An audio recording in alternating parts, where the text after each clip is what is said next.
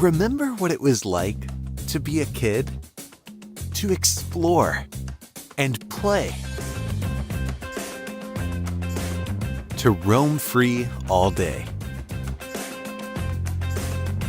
In Jamestown, North Carolina, we get out of the grind and escape into the moment. People feel good here.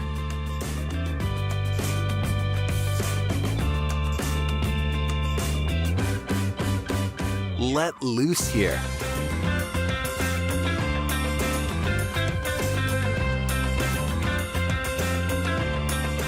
Eat well here.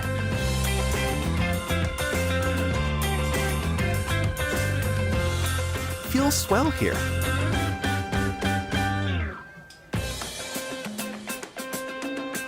We go for a ride or an afternoon stroll.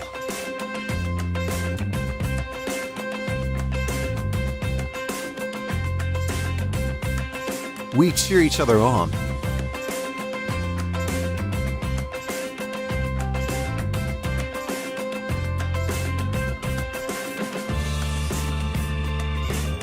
And go for the goal.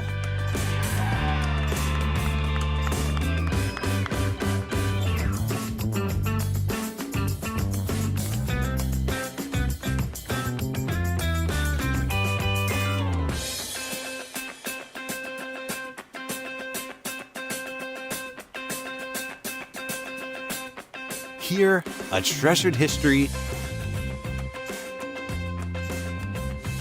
meets the energy of a town on the rise. In a place with true heart and soul, and where we have our own special beat. Jamestown, North Carolina, where history and possibility meet.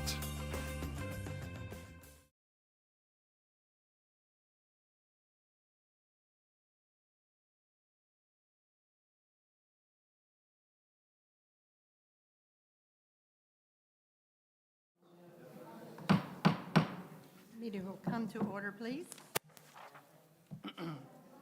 Roll call. Do we have a quorum? Here? Here.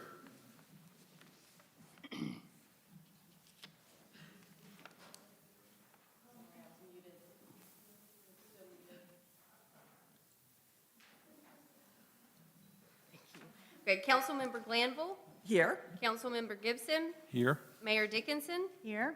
Councilmember Burgess. Here. And Councilmember Westmoreland. Here. A quorum is present.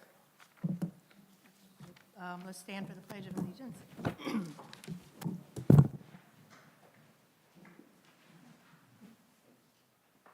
I pledge allegiance to the flag of the United States of America and to the republic for which it stands, one nation, under God, indivisible, with liberty and justice for all.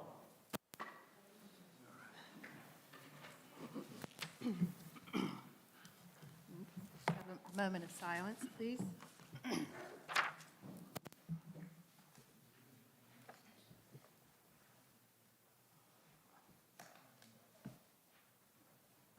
Thank you. Okay, we have the agenda. Do I hear a motion to approve the agenda? Move approval of the agenda as presented. Second. All in favor? Aye. Opposed? All right.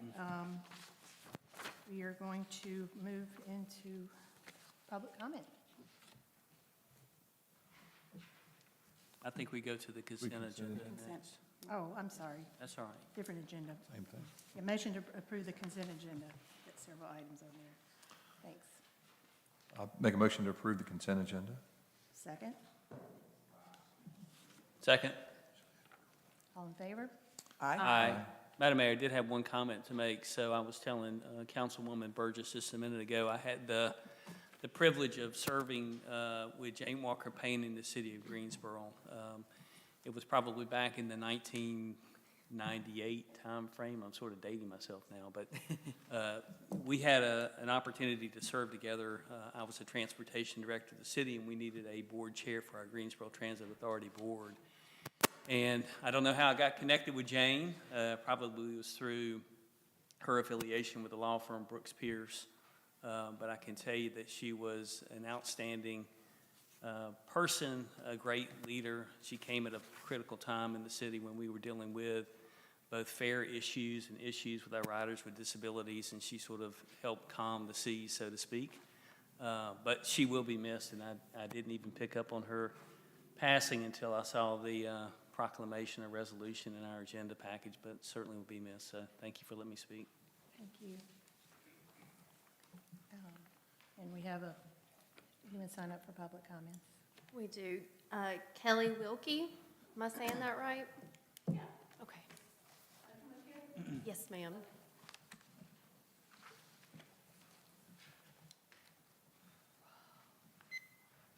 I have some questions about the cement company that's being put in over there off of Mackey Road, near the railroad tracks and adjacent to Adams Farm and that area. I'm wondering about it, like, will it be running for 24 hours a day, like with a first shift, a second shift, a third shift? Will it put a strain on the power grid and make the electricity bills go up around the residents in the area? And what's going to be done about the contamination that's been there for years and has spread like a bad rash around the area? I assume they're going to remove it or something like that.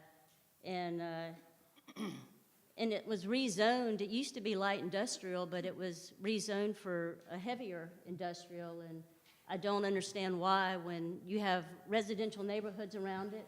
You've got Adams Farm here. You have Sedgefield over there. You have restaurants. You have retail. And you're going to put this big cement factory right there. And I'm just wondering, what's the deal with it? Because I haven't heard that much about, what's going to be going on. And I'm here to represent some other people that couldn't be here tonight. But, yeah, those are my thoughts. Oh, and the rezoning that's going on West Main Street, I'm against it. And so I'll add that. And that's it. Is that it? Thank you. Thank you. Thank you. Can she leave her questions with you so we can, Got it. oh, you got a copy of them? If you can Okay. get her contact information, that'd be great. Okay, great. Oh, we need her, oh, yeah, if you could give your contact info to Katie. If you could at some point give your contact info to Katie, that would be great. If you would like to, I guess. Yes,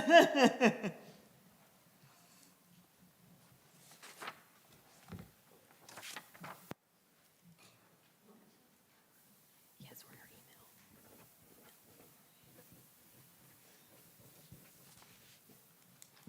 Thank you. Okay, Robert Frederick.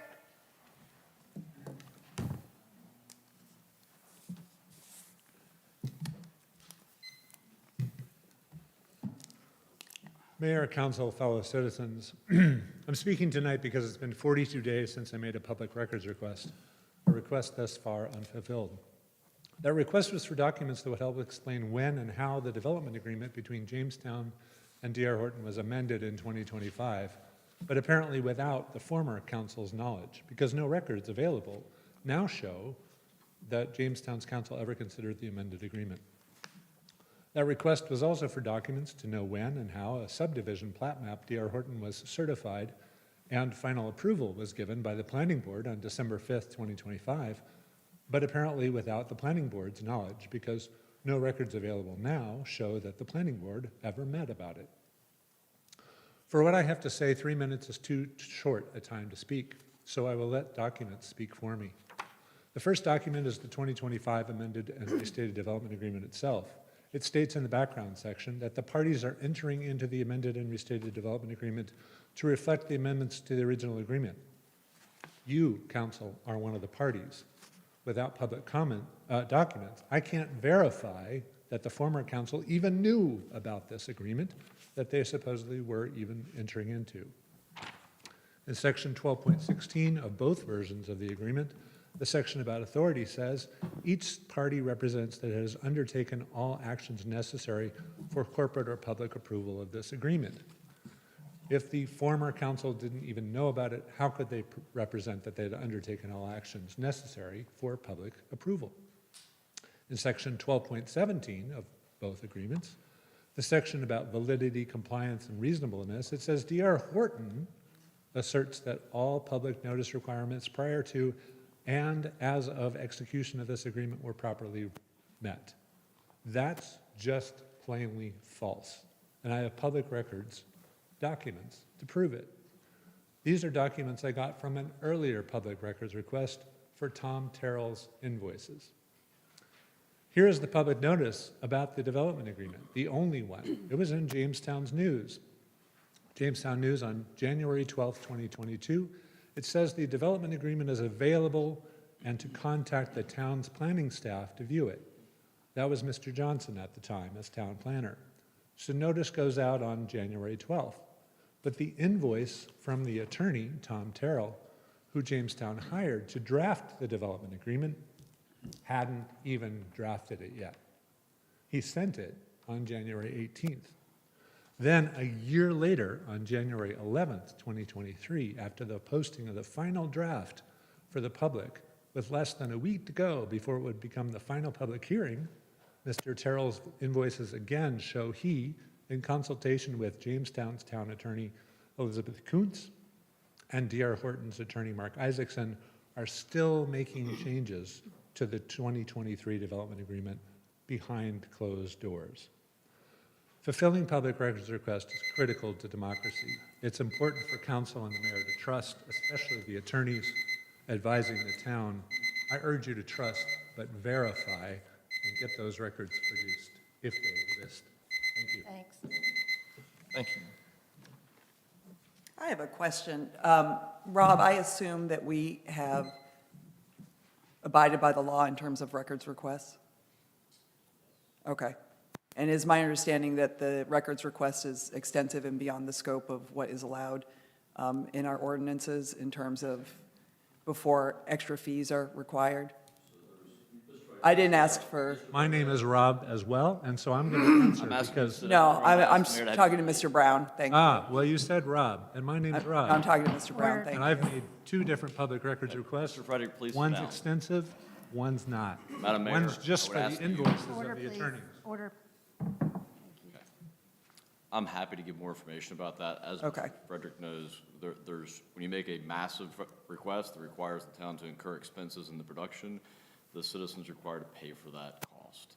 That's not something new. We've gone through this numerous times, but I'm happy to provide any information to the board that you all would. Okay, thank you. It's my understanding that, that attending to these records requests over the last several years has cost the town about $21,000 upwards.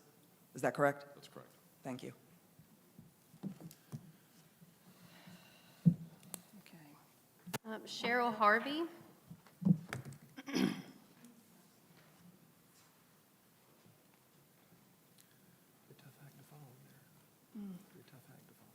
Hey, I'm Cheryl Harvey.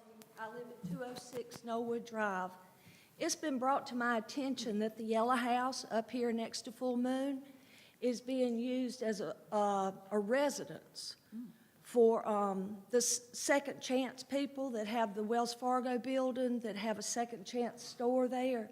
And they had, my understanding, they were going to use that house for furniture and larger items that they couldn't carry in their store.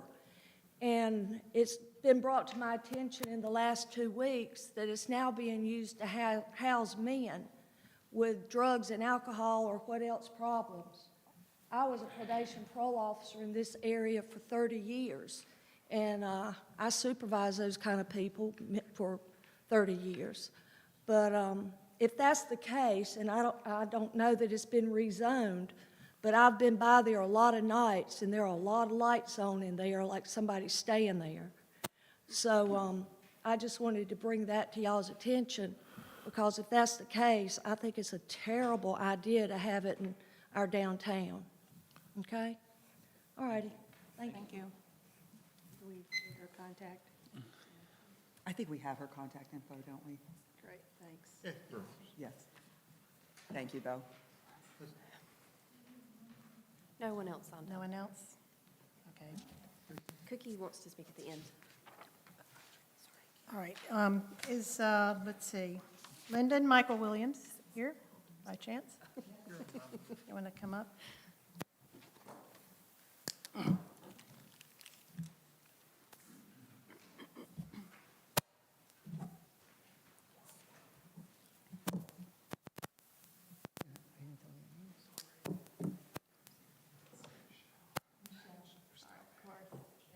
It's Michelle, sorry about that. It's come to our attention through the staff that you guys have been busy around town beautifying and picking up and just taking care of things above and beyond what anyone would do in the normal stuff of business. And so on behalf of the town, we want to thank you for that. So the certificate of recognition says that this is presented in recognition of your selfless efforts to pick up litter throughout Jamestown, helping to protect and maintain the natural beauty of our community. And thank you for that. You have a lot of fans in King Hall. So Thank you very much. Thank you. Appreciate it. Thank you very much.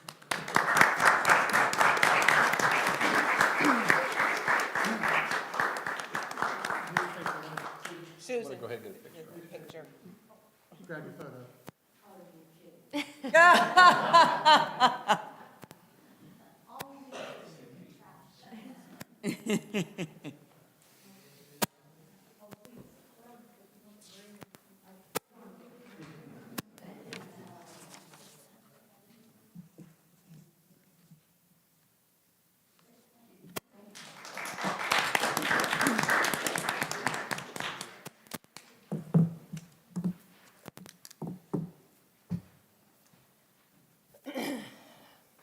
Okay, and let's see, now we're going to turn to the water, turn on the water now. And Greg Flory has come all the way up here from Piedmont Triad Regional Water Authority down near Randleman to give us a presentation. Hello, Mayor.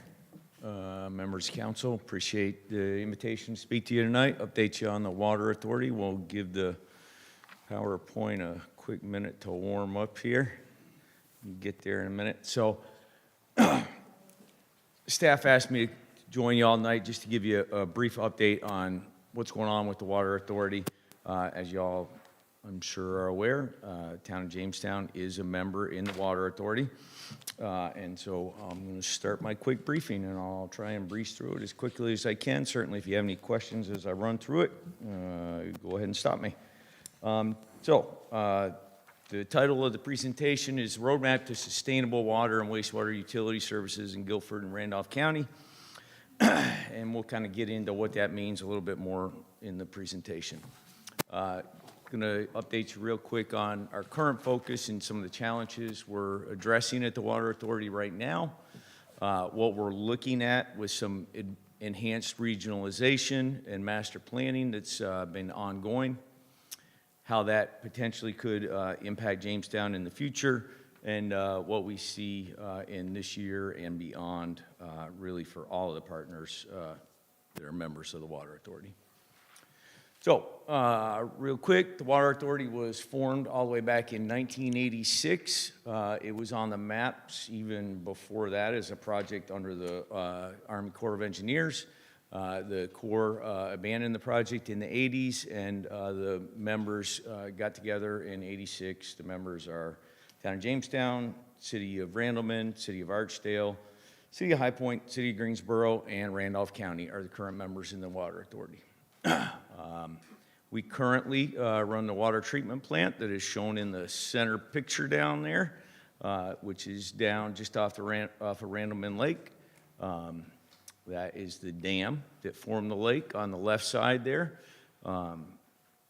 So all of the members participated in financing both the lake and the water treatment plant. Everybody's a partner in that based on their percent ownership in the water.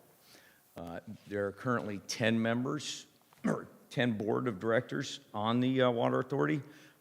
Jamestown has one member on the board of directors. The allocation of board of directors is based on the percent ownership in the water authority. We did a strategic planning process back in 2024, and really what the strategic plan was initiated by was a lot of the growth that's coming to the area. The water authority was getting pulled into a lot of the discussions around that growth. There was a lot of municipalities that weren't members of the water authority trying to determine how the growth was going to be addressed. We were getting pulled into a lot more of those conversations, and I brought that to the board of directors. Our mission really up until that point had been really just to provide wholesale drinking water. And so I presented, a lot of the challenges that were coming to the board. The board sat down, went through a strategic planning process, and came up with really new direction for the water authority now that we are already providing the drinking water side of it. How else can we work to best benefit the citizens of Guilford and Randolph County? And they identified three really strategic priorities for me to focus on with the water authority, and that's enhanced regionalization of water and wastewater resources, community outreach and education, so that's kind of why I'm out talking to councils, and then improved infrastructure and service delivery. So right now, what do we have going on at the Water Authority to kind of work on that endeavor? We've got a current expansion of the water plant going on. It's being expanded from the current capacity, 14.7 million gallons a day, to 26.7 million gallons a day. That's being performed under a design build contract. It was awarded back in '24. Right now, the participants in the expansion are Archdale, Greensboro, and Jamestown, and so those costs will be allocated based on the percent of water that you're getting in that expansion. Jamestown is getting 3.54% of the water in the expansion, and the current guaranteed maximum price for the expansion is set at $94,612,087. That price potentially could still be reduced a little bit under the design build contract. We will be reaching what's called the 100% true up in the middle of this year, so we'll have a better feel for that at that point, and we'll communicate that with staff. We also, at the same time, under the same contract, have a design going on for an advanced treatment.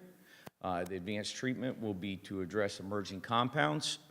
Two of those that are in the news quite frequently are PFAS, polyfluoroalkyl substances, and 1,4-dioxane. The Water Authority's really been studying those all the way back to 2017, and through piloting and testing different treatment options, it was determined that RO was the best option for our facility with the challenges in front of it, and so we are moving forward on that design as well.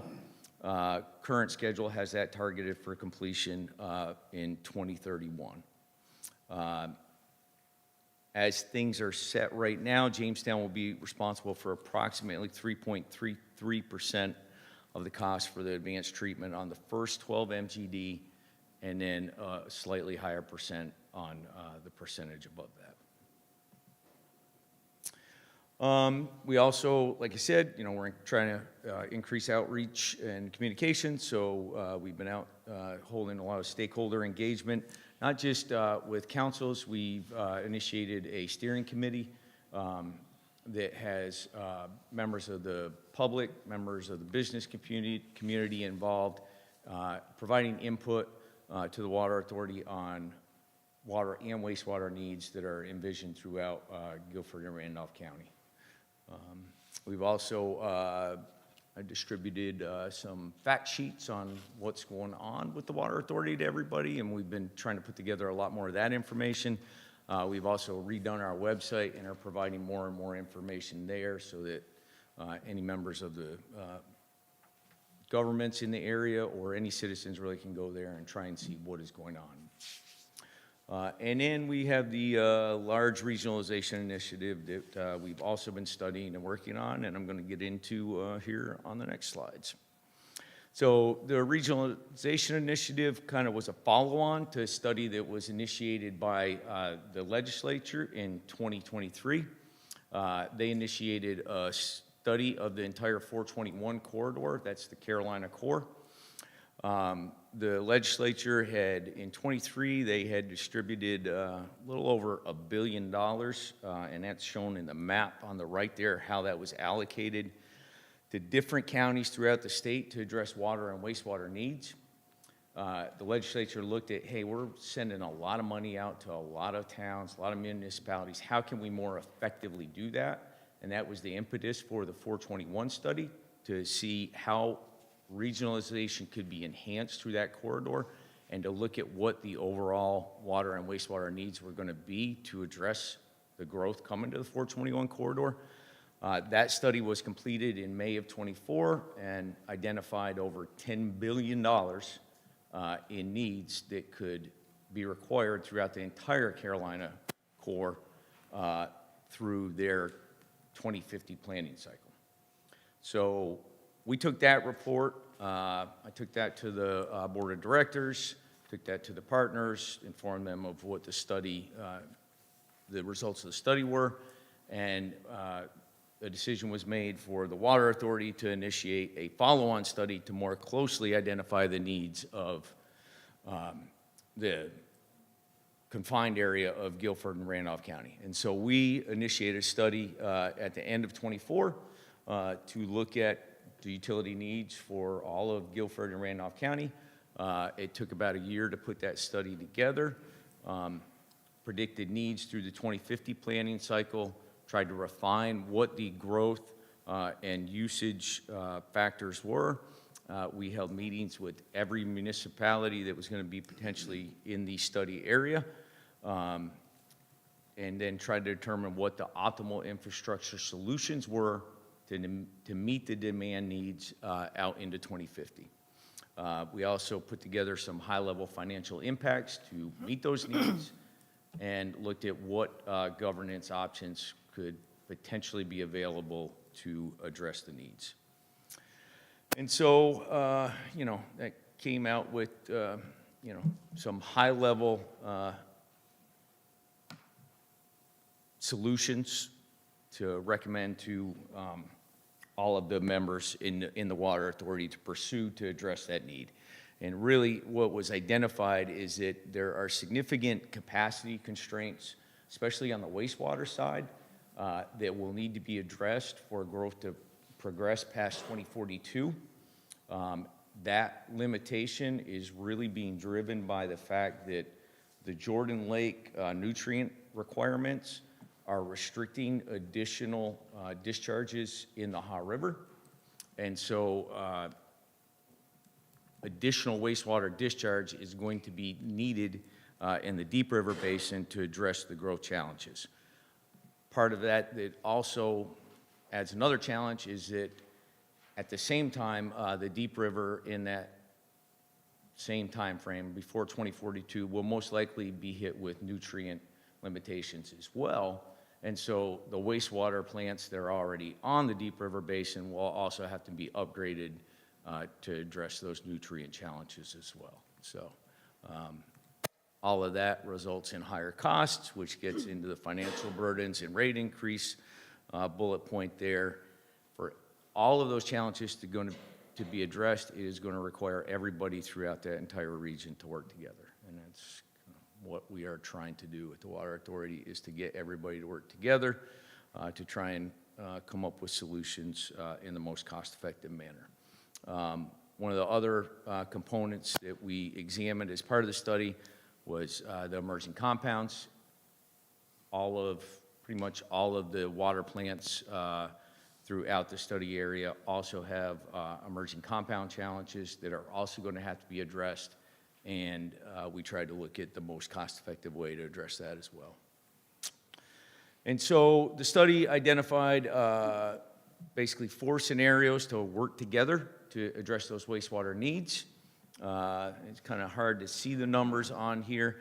We also, as part of the study, identified, okay, well, what would happen if we just If all of the utilities continue to just do their own thing, the important part there is that if everybody just goes it alone, that's this top scenario, in 2042, capacity will hit a limit. That will be, all the utilities will be at 90% of their wastewater capacity, and when utilities on the wastewater side hit 90%, growth is restricted by the state. DEQ does not allow additional permits to be issued for new growth. And so the study also identified 4 alternatives for combined regional facilities and what the capacity would be at them, and then identified the cost on both the wastewater and water side to address those challenges. You'll see basically on the water side, because we already are mostly regionalized, the cost does not change throughout any of the alternatives. It still is a very significant cost. It's $1.5 billion. And then on the wastewater side, the cost range from, with the go-it-alone scenario, it would be $1.6 billion, but again, would not address the capacity challenge, going all the way up to $3.1 billion. So that is a lot of money that certainly is going to require working together to come up with the best solution that has the least impact to the ratepayers. And so how could regionalization potentially impact Jamestown? So these 2 slides kind of show what could happen on the capacity side. First, for water and wastewater here in Jamestown, if kind of we just continue on or under some of the other solutions. You'll see Jamestown on the top slide there on the water side, because you are participating in expansion. It is predicted that through that 2050 planning cycle, you have adequate capacity. On the wastewater side, which is the bottom slide, you can see that because you currently participate in East Side will hit a capacity restriction. So without further enhanced regionalization, they will hit a point in about that 2034 timeframe where they would need to look at upgrading their facility just to make it out to the 2042 planning cycle. And so, bills, these slides here, one thing I want to be very careful about, these are predicted rates going out to 2050, so the cost has been escalated. And then the other thing that is done in the utility industry is to kind of compare it across the board for every utility. You compare that rate at a 5,000 gallon per month usage rate. And so, the average rate in the go-it-alone scenario is predicted to be $195 at that 5,000 gallons out in 2050. So I know a lot of you would say, well, we're not paying that right now.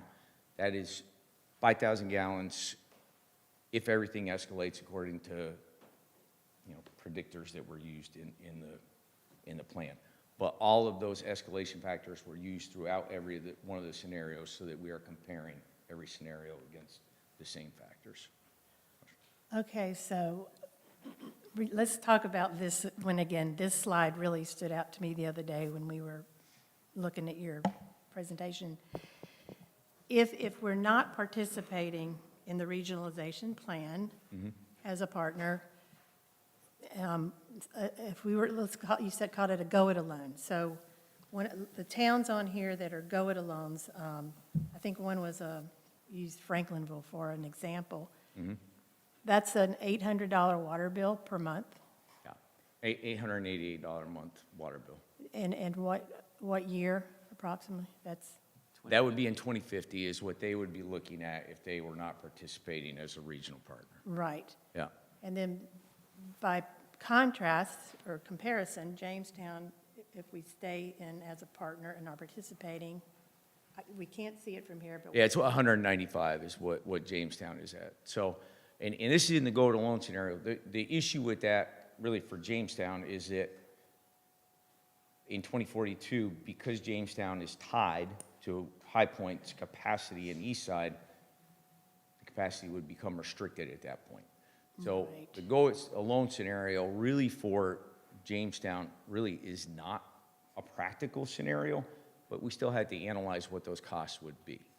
Now, could the go-it-alones come in now and become a partner and have? Yeah, that certainly is what is envisioned under the four alternatives, is that really everybody on this slide would work together and potentially join the water authority to try and work to ensure the best overall rate for all of the residents in Guilford and Randolph County out into the future. I mean, that is really the goal of what we are looking at in the entire study, is how can we best serve everybody in that area by cooperating amongst all of the entities to provide the best level of service at the lowest cost.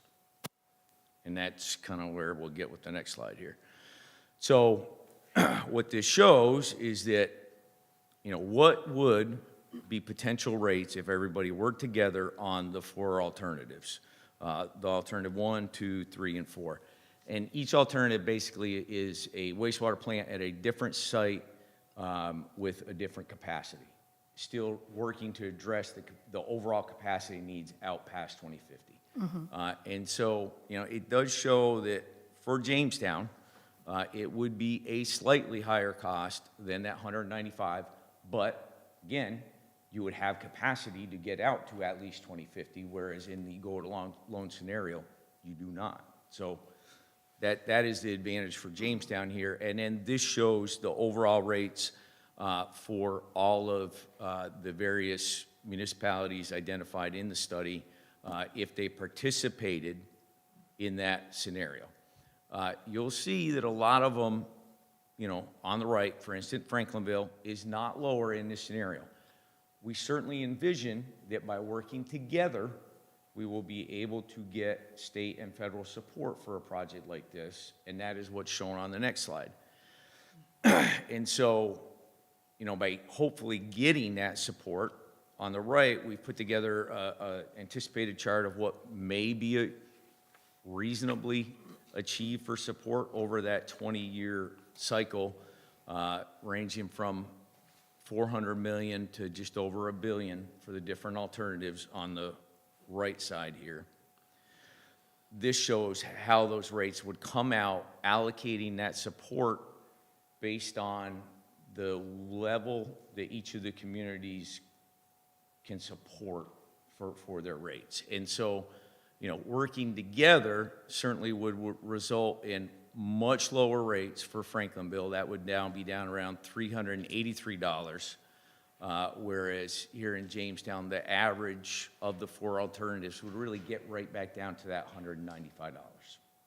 That's enough to influence where you're buying a house or going to, that's enough to influence where you're going to live. And It's, yeah, certainly, on a rate standpoint, it definitely can. Now, hopefully there, would maybe be additional federal support that could be achieved, but right now that's certainly challenging. But, what we do know is that by working together, we will get more state and federal support than each individual municipality going to them ourselves and saying, okay, well, this project needs this support, this project needs this support.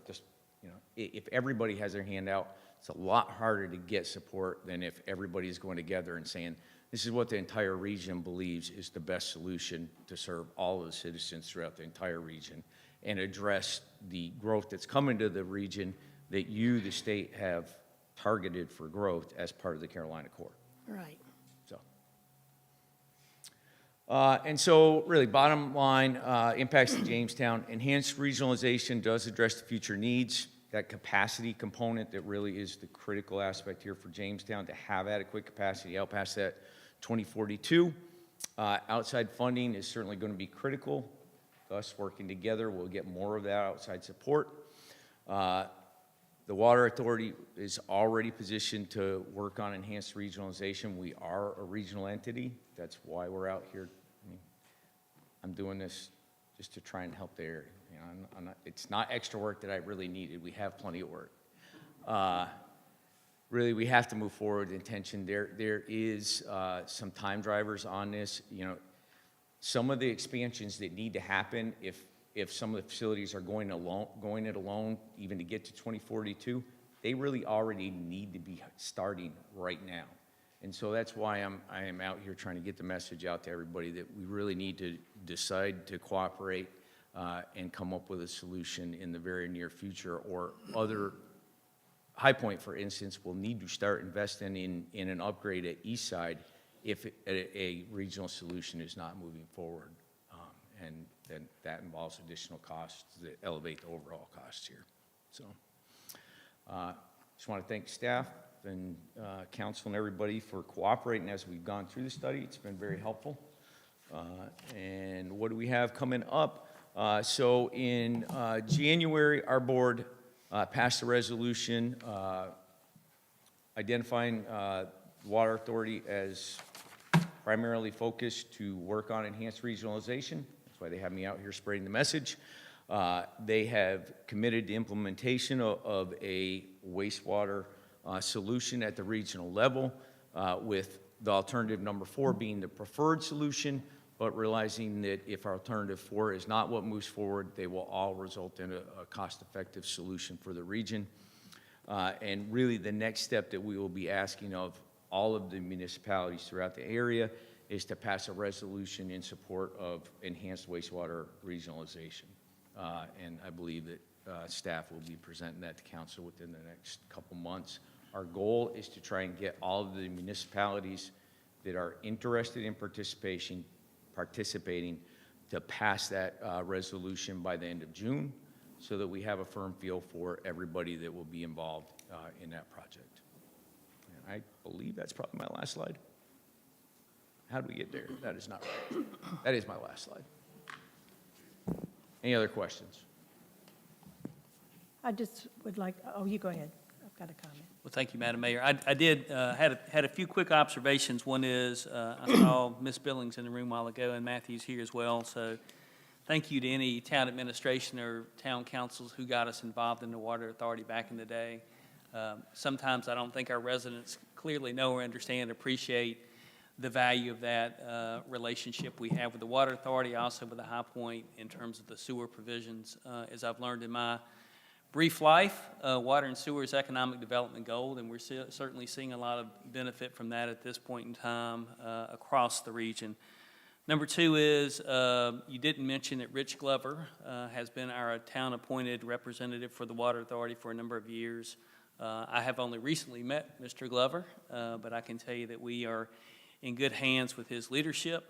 He is the chairman of the board. He has an ability to influence both the direction and decisions that get made on behalf of that board, so we're thankful that he's in that leadership position.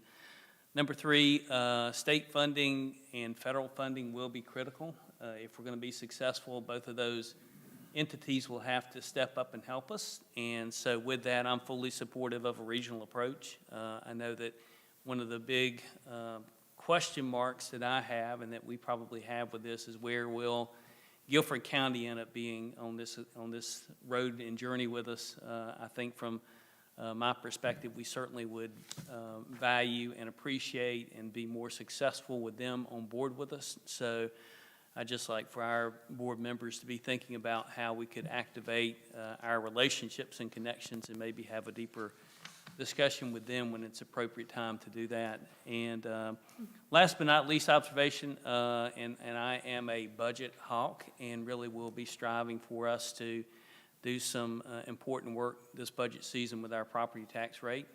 But with that said, I'm also really valuing or not valuing our lack of technology savvy in this room, and a need for our citizens and other guests who are here to be able to maybe see things a little bit better. So hopefully we can work in a projection unit of sorts or something with that in the budget.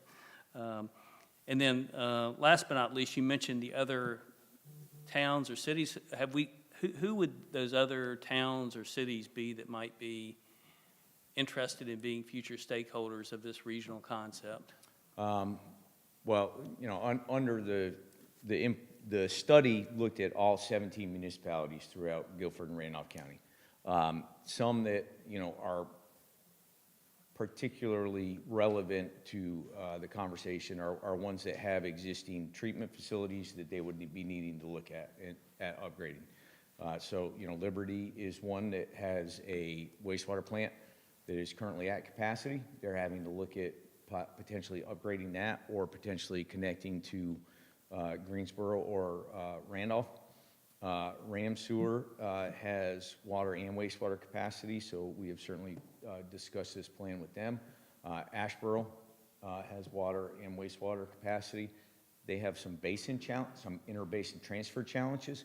So all of them have been in the discussion with us. Really, we are open and interested in talking to anybody about it. Ultimately, each of their councils will need to determine whether they, think working together is the best solution or not. I hope they do, and I'll certainly do everything I can to convince them of that. Okay, and thank you for your leadership, Greg. I know you've been Appreciate a stable fixture in that organization for a number of years, and we appreciate everything that you do for us as well. Thank you. Thank you.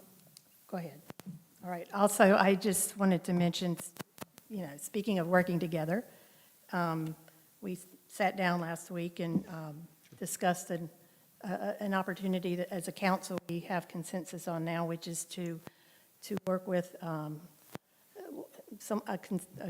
top-notch legal person. I wish I could, I'm trying to say this without saying too much. A water person, PFAS person, who was instrumental in the Camp Lejeune lawsuits on exploring claims for the town for PFAS.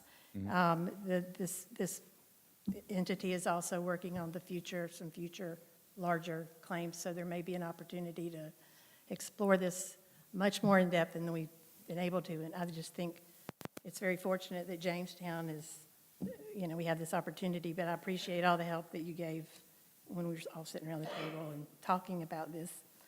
And I'm really excited about it. I think it's a great opportunity. So. And we've also been meeting with the Deep River Riverkeeper, who I know is, the organization is helping clean down at Randleman now. Yeah, they actually did a cleanup out on the Riverdale site just across from East Side last weekend. Yeah, last weekend they were out there, and I know they've got well over 50 bags of trash out of there. And, if I can have my 2-second trash speech here real quick. They want to, they had the question of where does it all come from? And everybody always asks me that, where does it come from, And look, just leaving stuff out in your yard, just leaving stuff in the back of your pickup truck, it's letting stuff blow out of trucks. It's not that people dump it in the lake intentionally, it's that nobody is mindful of where their trash goes when they leave it laying around. Even leaving the trash can lid off your trash outside, where it's overflowing at night, well, when the wind comes along and blows it blows it to the lowest point, the creek flows to the lake, and then the lake holds it in certain areas. Right. That's my trash speech. Yeah. Oh, and Pick up your trash. that's great. And but it is nice because finally it's like all these entities, we are all coming together, because we have to. And I think even the leader of the Deep River Trail System is going to be talking with us here soon. So, yeah, we're partnered with them on a potential future kayak launch below the dam. We've got to work through some details, but we've been talking with them for 2 years. yeah, So, great. I just had a quick question about the other municipalities and their, I guess, buy-in to this. And are there major concerns, or their biggest concern being obviously the cost and/or where they see themselves on this continuum of where they're in decent shape, so we don't need to be involved in that? Is that the biggest concern? Or it sounds like we would all want to be. It varies by municipality. Some of them, the smaller municipalities, one of the concerns, in the industry has always been, well, I'm giving up control. And you're really not in how the agreements are put together, but that is a mindset that, we have to work to change. Certainly Jamestown has seen that here. They are a partner and they still have control in what they do utility-wise. And you have a vote on the board, and Rich is a great board member that represents you very well. So some of it is getting around that. And then, yeah, some of them do have concern about the money side of it. And look, it's a very expensive project, and, you know, will the outside support and federal support come in? And, you know, they're nervous about committing to, you know, a project that they may or may not be able to afford, and do they need it right now? Because some of them don't have that 2050 capacity constraint. They're going to have it at some point. They're going to have to address the emerging compounds. They're going to have to address the nutrients. They're just, you know, some of the times what happens when you get put in the tough position like yours is, you know, councils want to try and keep the rates as affordable as possible, so they don't necessarily address those challenges when they maybe should be. And so then that leaves it to someone 20 years later that then has to upgrade a wastewater plant at $100 million that a town can't afford. Thank you. I had a couple questions. Sure. So I did a quick calculation, and it looked like our portion for the expansion was about $3.3 million, because you said it was like 3.54% of that $94+ million. Okay. And then the last I had heard, gosh, this was a year or two now, for Treatment. the PFAS treatment, it was, or the emerging, what is it, the emerging? Yeah, emerging compounds. Compounds treatment was going to be about $6 million for Jamestown. Does that sound? Well, I can tell you that the current budgetary cost that I'm telling people on the advanced treatment is $150 million. Oh, gosh, and we were like 3.3%, so. 3.33, but then there, Okay. like I said, that escalates in over the 12 million, but it doesn't escalate directly, because really in above that 12 million, you're really just paying for the skids on the RO. Oh. And we are looking at some ways to help the members potentially mitigate those costs immediately by not, there's probably not going to be a need to have all of the RO functional right from day one. And so we might be able to lower that cost a little bit, but that's where the planning sits right now. Okay. And my other question was, it's funny to me, they call them emerging compounds. It seems like they have emerged to me, but the forever chemicals, you know, that we're talking about now, the way those end up in our water system, if I'm correct, is, you know, through industry putting them into our water system. Yeah, I mean, yes, to a degree. Some of it is certainly from industry. Some of it is that, you know, it's byproducts of, you know, 1,4-dioxane, for instance, is in even shampoo. And so you take a shower, it goes to the wastewater plant, and the wastewater plant doesn't have anything to take emerging compounds out, so it just passes through. Wastewater has to be discharged back to the water. The water cycle is continuous, and so it just goes downstream, and then we see it. So you do have it where it is just kind of a byproduct of the use. But yes, industry is certainly an impact. And the state, you know, is slowly working to address that challenge. They have what they call mitigation strategy that has been introduced here in the last month by the EMC. There'll be public hearings. There's going to be public hearings on the PFAS and 1,4-dioxane mitigation strategies over the next 3 to 4 months. They just posted those dates. I think it was last week. I can try and get them on our website maybe so that everybody has that information.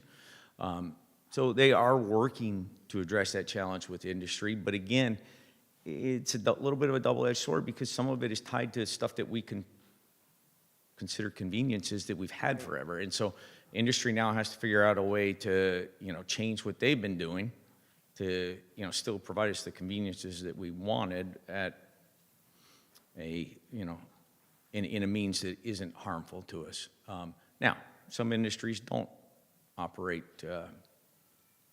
as above the board as you would like them to be, and they're the ones that probably should be paying through lawsuits. So, you know, there's challenges at all levels. Okay, so yeah, I guess that leads to my question, which was, because, you know, what we're talking about now, except for, you know, maybe some lawsuit money, is really the burden of paying for it is on the taxpayers.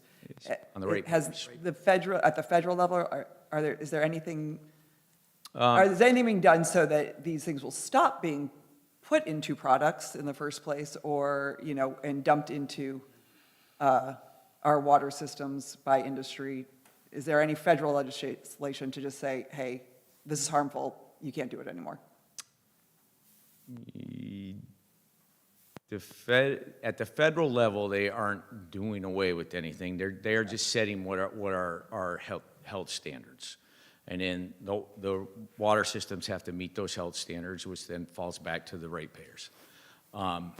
There have been lawsuits against some of the industries. The Water Authority did participate in one of the multi-district litigation lawsuits, and we did receive some settlement money, and that will offset the cost of the advanced treatment that's allocated at the percent level.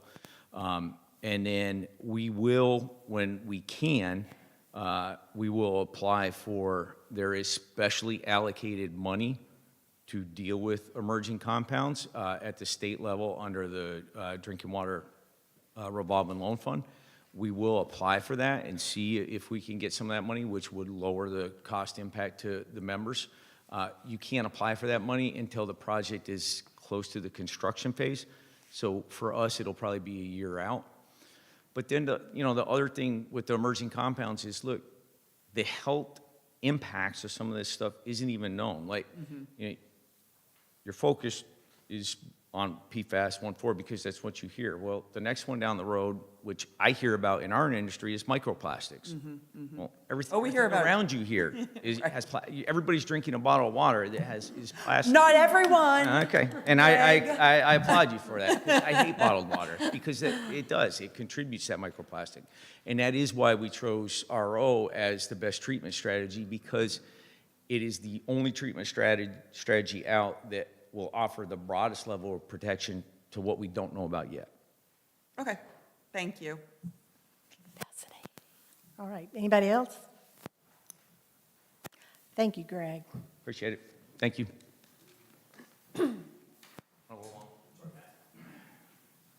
Was there a question? I don't think we can take questions. Is about the water bill to sewer ratio. We moved here 9 years and 3 months ago. And all that time, the sewer and water bill was about the same. The sewer bill was a little more than the water. But now, the sewer bill is $50 more than the water bill. Right. Yeah, I think that's also something going on everywhere, to pay for exactly what Greg was just talking about. And I hate it. I can't stand looking at my bill and see where I've only used, was it 3 CUs or CUs? And we're paying for more sewer than we are for the water. And Madam Mayor, typically, we don't take questions during non-public comment times, but she could certainly reach out to the town right, on this. right. And she could contact any one of us separately to voice her concerns about it. That's great. For sure. I was wondering if we could get a forensic accountant in to check and follow the money as to what is going on. Again, we don't usually. Want to leave, if you'll get, That, yeah. or your contact information, we can talk later about those things, because it's just not part of the meeting right now. So, but thank you for that. And I do agree on it's just the way the pricing works right now. So, but yeah, we can talk. Okay, let's, And I will say, our contact information for every board member and the mayor is on the website if you need it. We need to protect the residents of this fine city of Jamestown. we sure do. And with that, I'm going to turn it over to our manager and let Matthew give us his manager report. Good evening, council.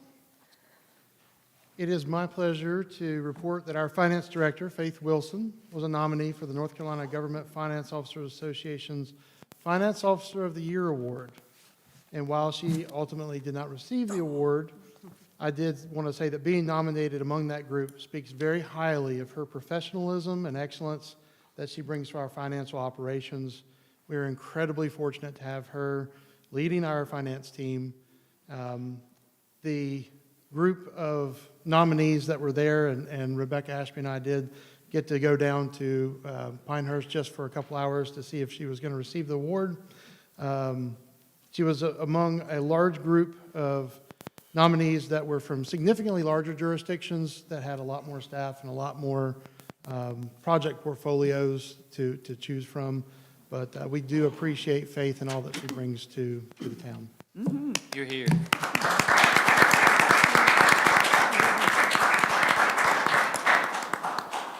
She's probably going to fuss at me later. The council is going to be, was asked to appoint a steering committee. I believe that was done under the consent agenda this evening. And the purpose of that study is for our Main Street Transportation Corridor study to identify methods to prioritize safety for our pedestrians in the core business area between Teague Drive and Ragsdale Road, basically from Town Hall down to the library, to help slow traffic and improve aesthetics. First step is to complete the study, which will then be used to try to apply for some grant funding in the future. Main Street Waterline Replacement Contract is slated to be approved later tonight. And once the traffic control plans have been approved by NCDOT, our staff will be reaching out to our business and property owners in the downtown area to help schedule a meeting, which will help be able to enhance our communications amongst the contractor, the town staff, and those business and property owners. Just want to let them know what's coming and kind of a timeline for when. So stay tuned for that. I do want to take a moment to recognize our Parks and Recreation staff for their work in building shelters at the golf course. One of those shelters was completed near hole number 15, and it will act as a storm shelter to allow golfers a place to shelter in the event of a pop-up thunderstorm. And the second one is in our natural play area, and it houses a set of informational puzzle pieces that it will cover those. I want to say that these shelters were made of wood that was sourced from downed trees on the course. We had it locally sawn at a local sawmill, and the labor was provided by the park staff, which saved the town a significant amount of money. I think Scott told me that just the shelter at hole number 15 was about $1,500 to all in to complete, and we had, I think, $40,000 in our CIP for that. So a lot of ingenuity there, a lot of local work going into that, so I appreciate the staff. I'm going to skip letter E, because that meeting was on March the 12th. We had that here last week. And finally, I want to mention that our second budget workshop will be held here in this room on Thursday, March 19th, a couple days from now at 10 a.m. And the public is welcome to attend, but we will also be live streaming that meeting as well. If there are any questions, I'll be happy to answer them. I just have one comment. I did, in addition to what you mentioned about the crews at the golf course building the shelters, I also witnessed firsthand our good crews at work this past week down by the food line on Ragsdale Road, where they installed a couple of new decorative tree planters. I was somewhat amazed of the work that they were doing. They were installing the retaining wall, sort of tree pits, as I'll call them, but it looks very nice. Yep, thank you very much for that comment. Anything else? Thank you. Okay, anyone attend council member committee reports? There was no planning board meeting, so nothing to report. Okay. School? Nothing from schools. Our next technical advisory committee meeting of the MPO is going to be this upcoming Tuesday, the 24th at 10 o'clock in the morning in the High Point Museum. And based off of the lack of public participation last time, anybody who shows up this time, I'll give you a free Jamestown sticker. I'd love to have you there. Come learn about transportation. You'll enjoy yourself. I'll make sure that you do. Thank you. And PTRC was canceled, and instead the mayors all toured the Toyota battery plant, which was very interesting. Yeah. In fact, if you haven't seen it now, you can drive right up almost to the front door and just take a look. It's Okay. kind of worth it. Pretty big place. Well, I attended the Parks and Recs. This was the first meeting since July, and it was on March the 2nd. The committee re-elected Phyllis Bridges to continue as chair and Lamar Lee as vice chair. I tell you, it was really great to be there. There were, all of Parks and Rec's support staff was there. And that was the first time I've got to, outside of being here a little bit. But they all gave really great informative information about everything that's going on at the Parks and Recs. It was just great. Scott did a great job, just all year, I think, as we all know. And Matthew, thank you, because you did take away from me that I was going to talk about those shelters. Sorry. But that's okay. Stole her thunder. But Justin May talked about some interesting things that he wants to do as far as repairs and updates. As we know, I've talked about the bunkers there. You guys probably remember me talking about the bunkers that needs to be repaired. Jeff Gord talked about the dog park that will be completed before the volleyball court. So dogs get to play before volleyball. Just a lot of great information there. Marcy did talk about the new golf carts that, we got a chance to try out during the Christmas parade. And so there's several things that's going on over there at Parks and Recs.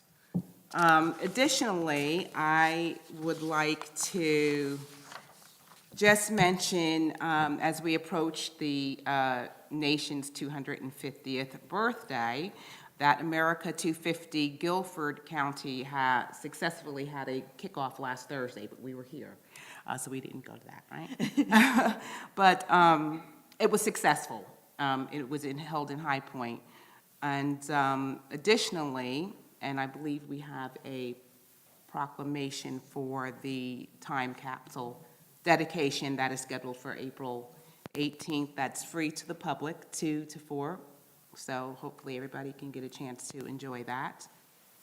And if you have any information or want any information regarding the, America 250, you can visit the website and follow all of their platforms. They've on everything: Instagram, Facebook, YouTube, everything, LinkedIn, TikTok.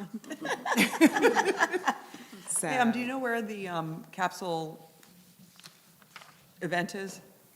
Yes, it's going to be at the High Point Museum. Oh, okay. Yeah, High You Point maybe said Museum. that. Yes. Okay. That's April 18th, 2 to 4. Okay. And that's all that I have. Eli Arnold, our high school rep, is he here today? Maybe? Nope, okay. Eli. He's on spring break. Yeah. Not yet. Not Not yet. 2 weeks. And now Deputy Drummond from the Sheriff's Department. Hey. I'm Deputy Drummond. I'm one of the Jamestown cars here during the day. With the February 2026 stats, we had a total of 12 reports, 1 theft of property report, 2 assault reports, 2 fraud reports, 1 trespassing, and 6 various calls for service. In Jamestown, we had 77 calls for service, 105 self-initiated calls, 50 traffic stops, 5 citations, an average response time of 5 minutes and 50 seconds, average reaction time of 5 minutes and 30 seconds.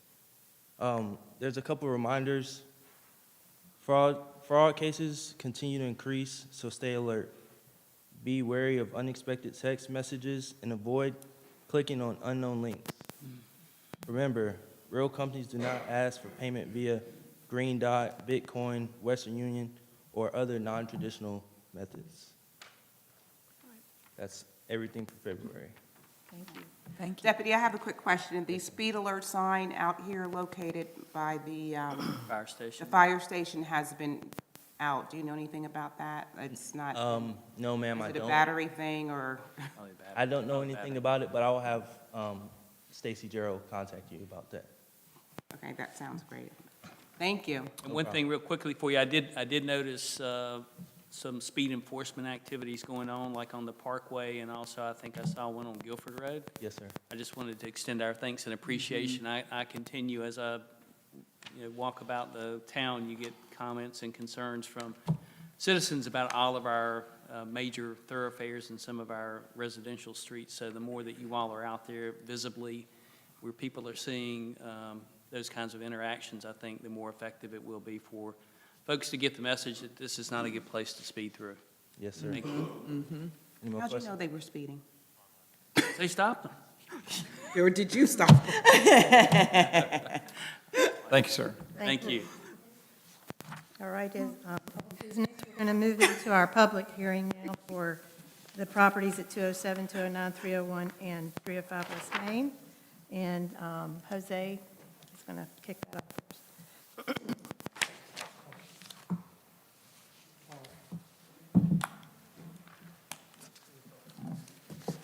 Good evening, Mayor and Council. I'm going to let the PowerPoint warm up a little bit. Long time no see. All right, I'll be going over the rezoning request as well as a bit of the summary of the site. So the proposal is to rezone a 207, 209, 301 West Main Street from Main Street zoning to, and then 305 West Main Street, which is commercial Main Street transitional, and all of these 4 sites will be rezoned. The proposal is to be rezoned to conditional zoning, residential Main Street transitional.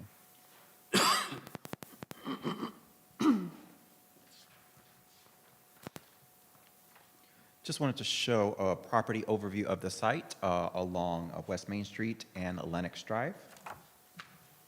3 of the sites are vacant, and 1 of them is developed with a single-family home, which has been used as retail in the past. Also wanted to present just a street view of the properties from the eastern side. You see the Fraser House right there from the eastern side, and from the west side along Lennox Drive, that is the view of the property. A couple of land use facts I've stated. 3 of those lots are vacant, and it does include the Fraser House. It is bordered by single-family residential and commercial Main Street transitional and civic to the north.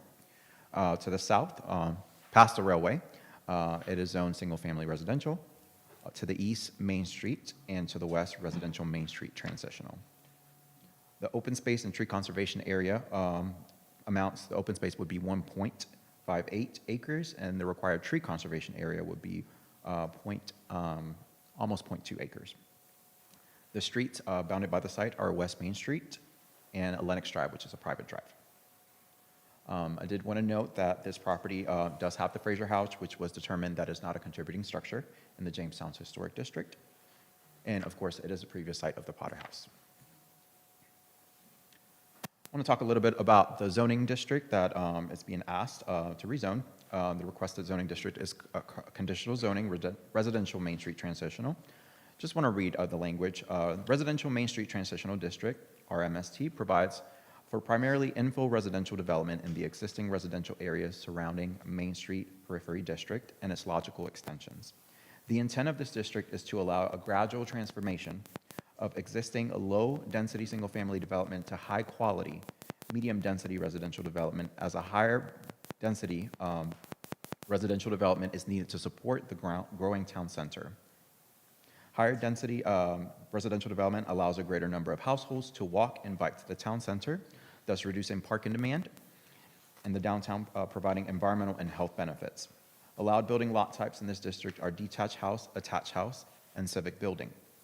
Streets in the residential Main Street Transitional District should be interconnected, with streets and sidewalks providing connection from Jamestown's downtown to the single-family residential districts. A range of housing is encouraged. I do want to quickly go over the conditions for the site. Again, this is a conditional zoning request. And I did want to note on my previous slide, this is a down zoning. This is going from a commercial zoning district that it is currently to a residential district. First condition, limits the use to multifamily and all its accessory uses. So the only use, if this rezoning is allowed, would be multifamily, along with, club building, swimming pool, all the accessory uses that you're used to seeing in apartments. The total of number of dwelling units is capped at 138, or 138. There shall be an access point accommodating both ingress and egress on Lennox Drive, and that is the main point of access. Subject to NCDOT review and approval, a crosswalk shall be installed from the subject property across West Main Street. And then structures directly fronting West Main Street shall be mansion and manor-styled structures. These structures are designed to look like large, single-family homes and include the following characteristics. A single perceived entry door of the front facade facing West Main Street right-of-way, a single walkway connection from the front door entrance to the public sidewalk and walk-up interior access. And that was one item that I really wanted the developer to take note of. If we're taking away the Fraser House, how are we honoring this? And how does this development fit with the style of, and look of Main Street? The architectural style of the mansion and manor style structure shall be farmhouse, Dutch, colonial, Quaker style, intended to be consistent with the architectural vernacular of single-family structures in the design historic West Main corridor. And the primary siding material for the structures will be cementous siding. And there shall be no parking lots, surface parking in front of the mansion, manor style. Again, these structures will be along Main Street to create that pedestrian feel. Building height shall be limited to 3 stories for the non-mansion manor style structures located in the interior of the subject property, and I'll show you a concept plan in a second. And then the building height for mansion and manor style structures along Main Street shall be limited to 3 stories, provided that the first and second stories shall appear to be full standard stories, and any third story shall be designed in a manner consistent with a single-family residential third story, but not limited to attic style or mansard style. There shall be a hardscape and planted plaza located between the 2 mansion-style structures and adjacent to West Main Street, as illustrated on the rezoning sketch plan, which I will show you in a second. And then the positioning of the interior residential building shall form a courtyard, which the community clubhouse, community gathering, and swimming pool amenities shall be located. And there shall be planting yards along the eastern and western property lines as indicated on the rezoning sketch plan. I did want to note this 14th condition. Just want to clarify, this is a process step. As part of this rezoning process, I did request the developer to submit a traffic impact study. I knew ahead of time across the school traffic was going to be an issue, and we did hear it in the community meetings, and they have done that, and I do have a slide summarizing that traffic impact study. Again, this condition is not meant to run with the land. It will fall off if this rezoning does go through.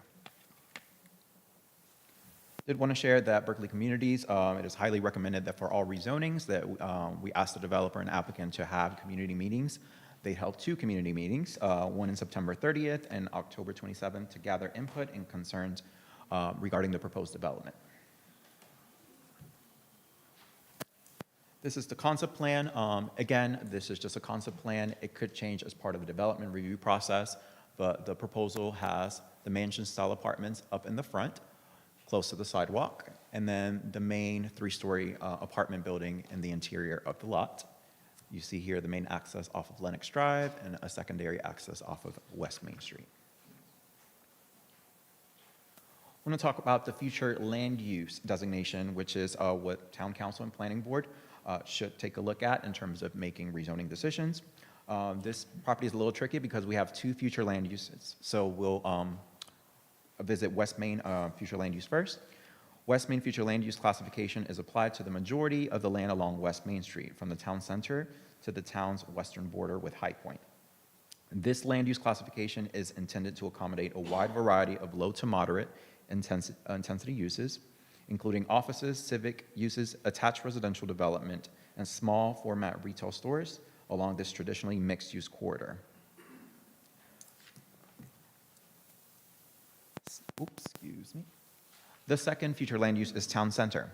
Town center is focused on Jamestown's traditional downtown, extending along Main Street from Raxdale Road to Guilford Road. The town center classification is intended to support and perpetuate the walkable and mixed-use development pattern in the core of the town. This area serves as the economic and cultural and civic heart of the community and includes a mix of businesses that cater to both residents and visitors to the community.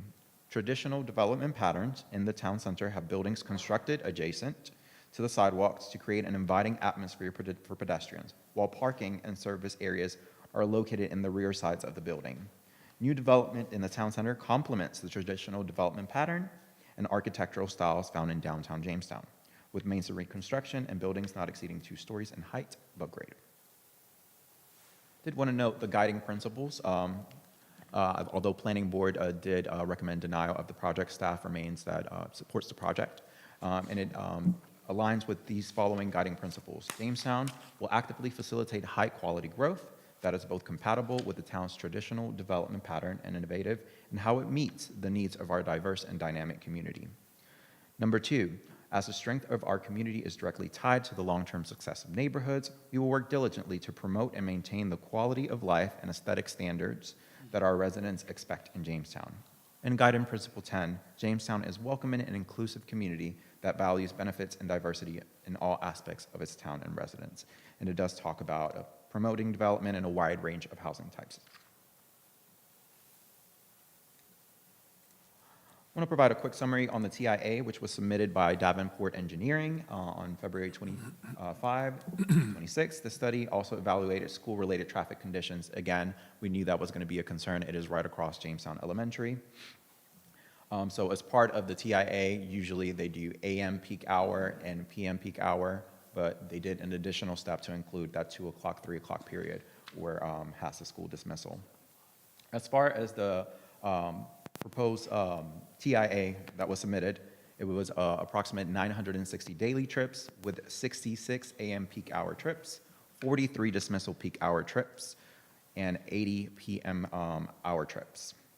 The intersections analyzed include West Main Street, Forestdale, Lennox Drive, West Main and Potter Drive, and West Main and Ragsdale and Dillon Road, and as well as the proposed site access. The analysis reviewed existing conditions, future no-build, and future build scenarios.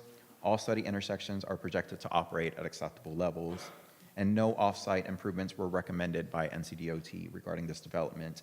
And the findings do indicate that the existing road network can accommodate projected traffic volumes. Again, as I stated, Planning Board did recommend denial of the project. This was their consistency statement. I'll just read it quickly.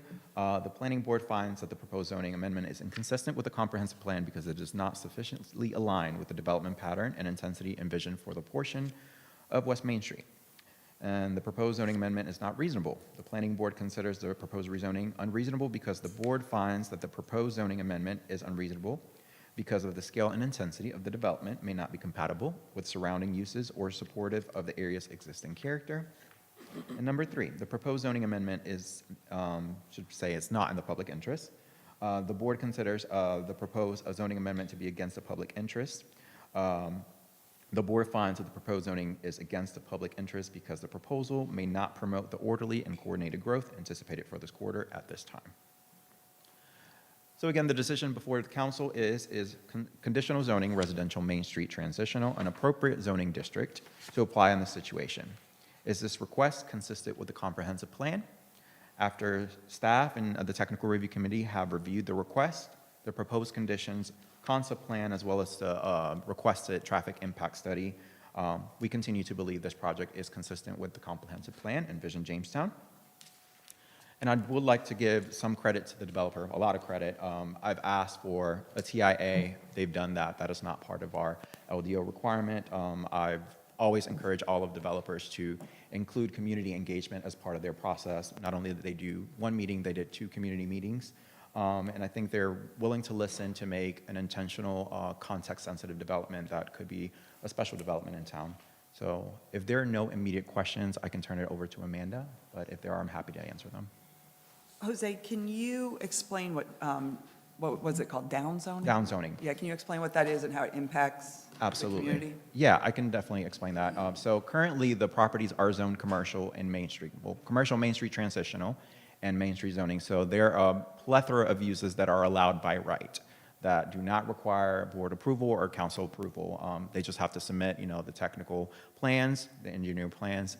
Technical review committee reviews them, and they get their building permits. So there is a wide range of uses that could go there without your input. So when I say down zoning, it is going from commercial to residential, so it's going to be less uses allowed through this rezoning request. And is residential usually a less intensive use of the land? Yeah, than absolutely. commercial? Typically, Okay. it's industrial, commercial, multifamily, and then single family kind of at the bottom of the list. Okay. In terms of intensity. Thank you. Yeah. Any other questions? And I just do want to point out, I think I had mentioned this previously, that the planning board did not recommend it, but it was not a unanimous vote. It was a tie, and it was broken by the tie was broken by the planning board chair. Any other questions? With that said, I invite Amanda Hodier to represent the applicant. Thank you.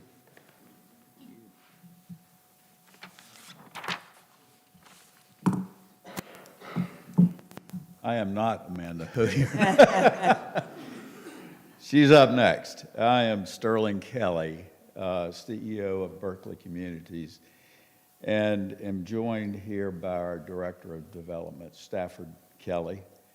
And for those who don't know us, Berkeley is a local owner-operator of multifamily communities. Importantly, that are people-centered. That's one of the distinctive approaches that we bring to our business. The question constantly before us is, how can we create a great living environment and value for our residents and our staff members? And when we build or manage, we do it with a long-term investment horizon and a goal of continuous improvement. We have had a presence here, as maybe many of you or all of you know, for nearly 15 years. And we know the town has a bright future, and we are very interested in being part of that future. During the years that we have managed, owned, and transformed an avoid at all cost apartment complex called Jamestown Village into a neighborhood we call Courtyard Commons.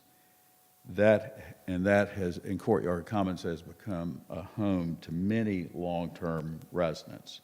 They've chosen to live at Courtyard because of the very features you and all of us love about it, and that is Jamestown's small town livability.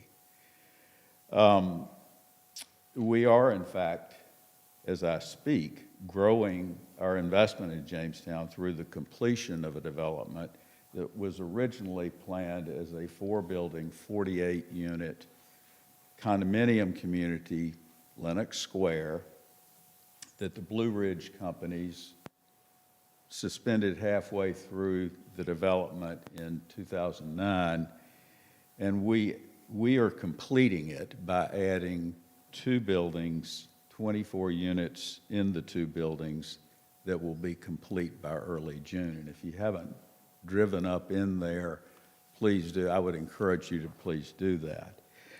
In 2025, we assembled and contracted to purchase 4 tracts that Jose mentioned earlier, 207, 09, 301, and 305 West Main Street.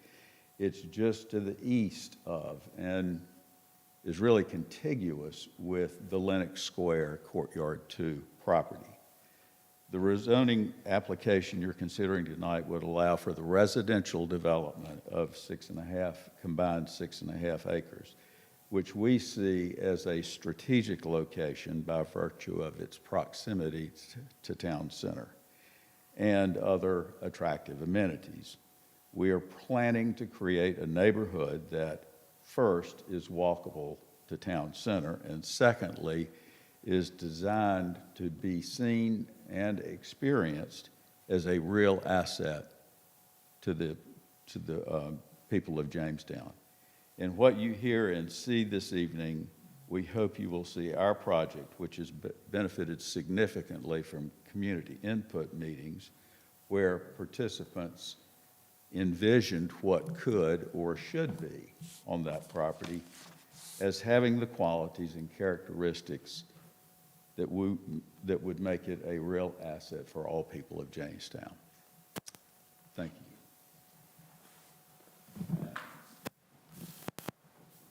Thanks, Sterling.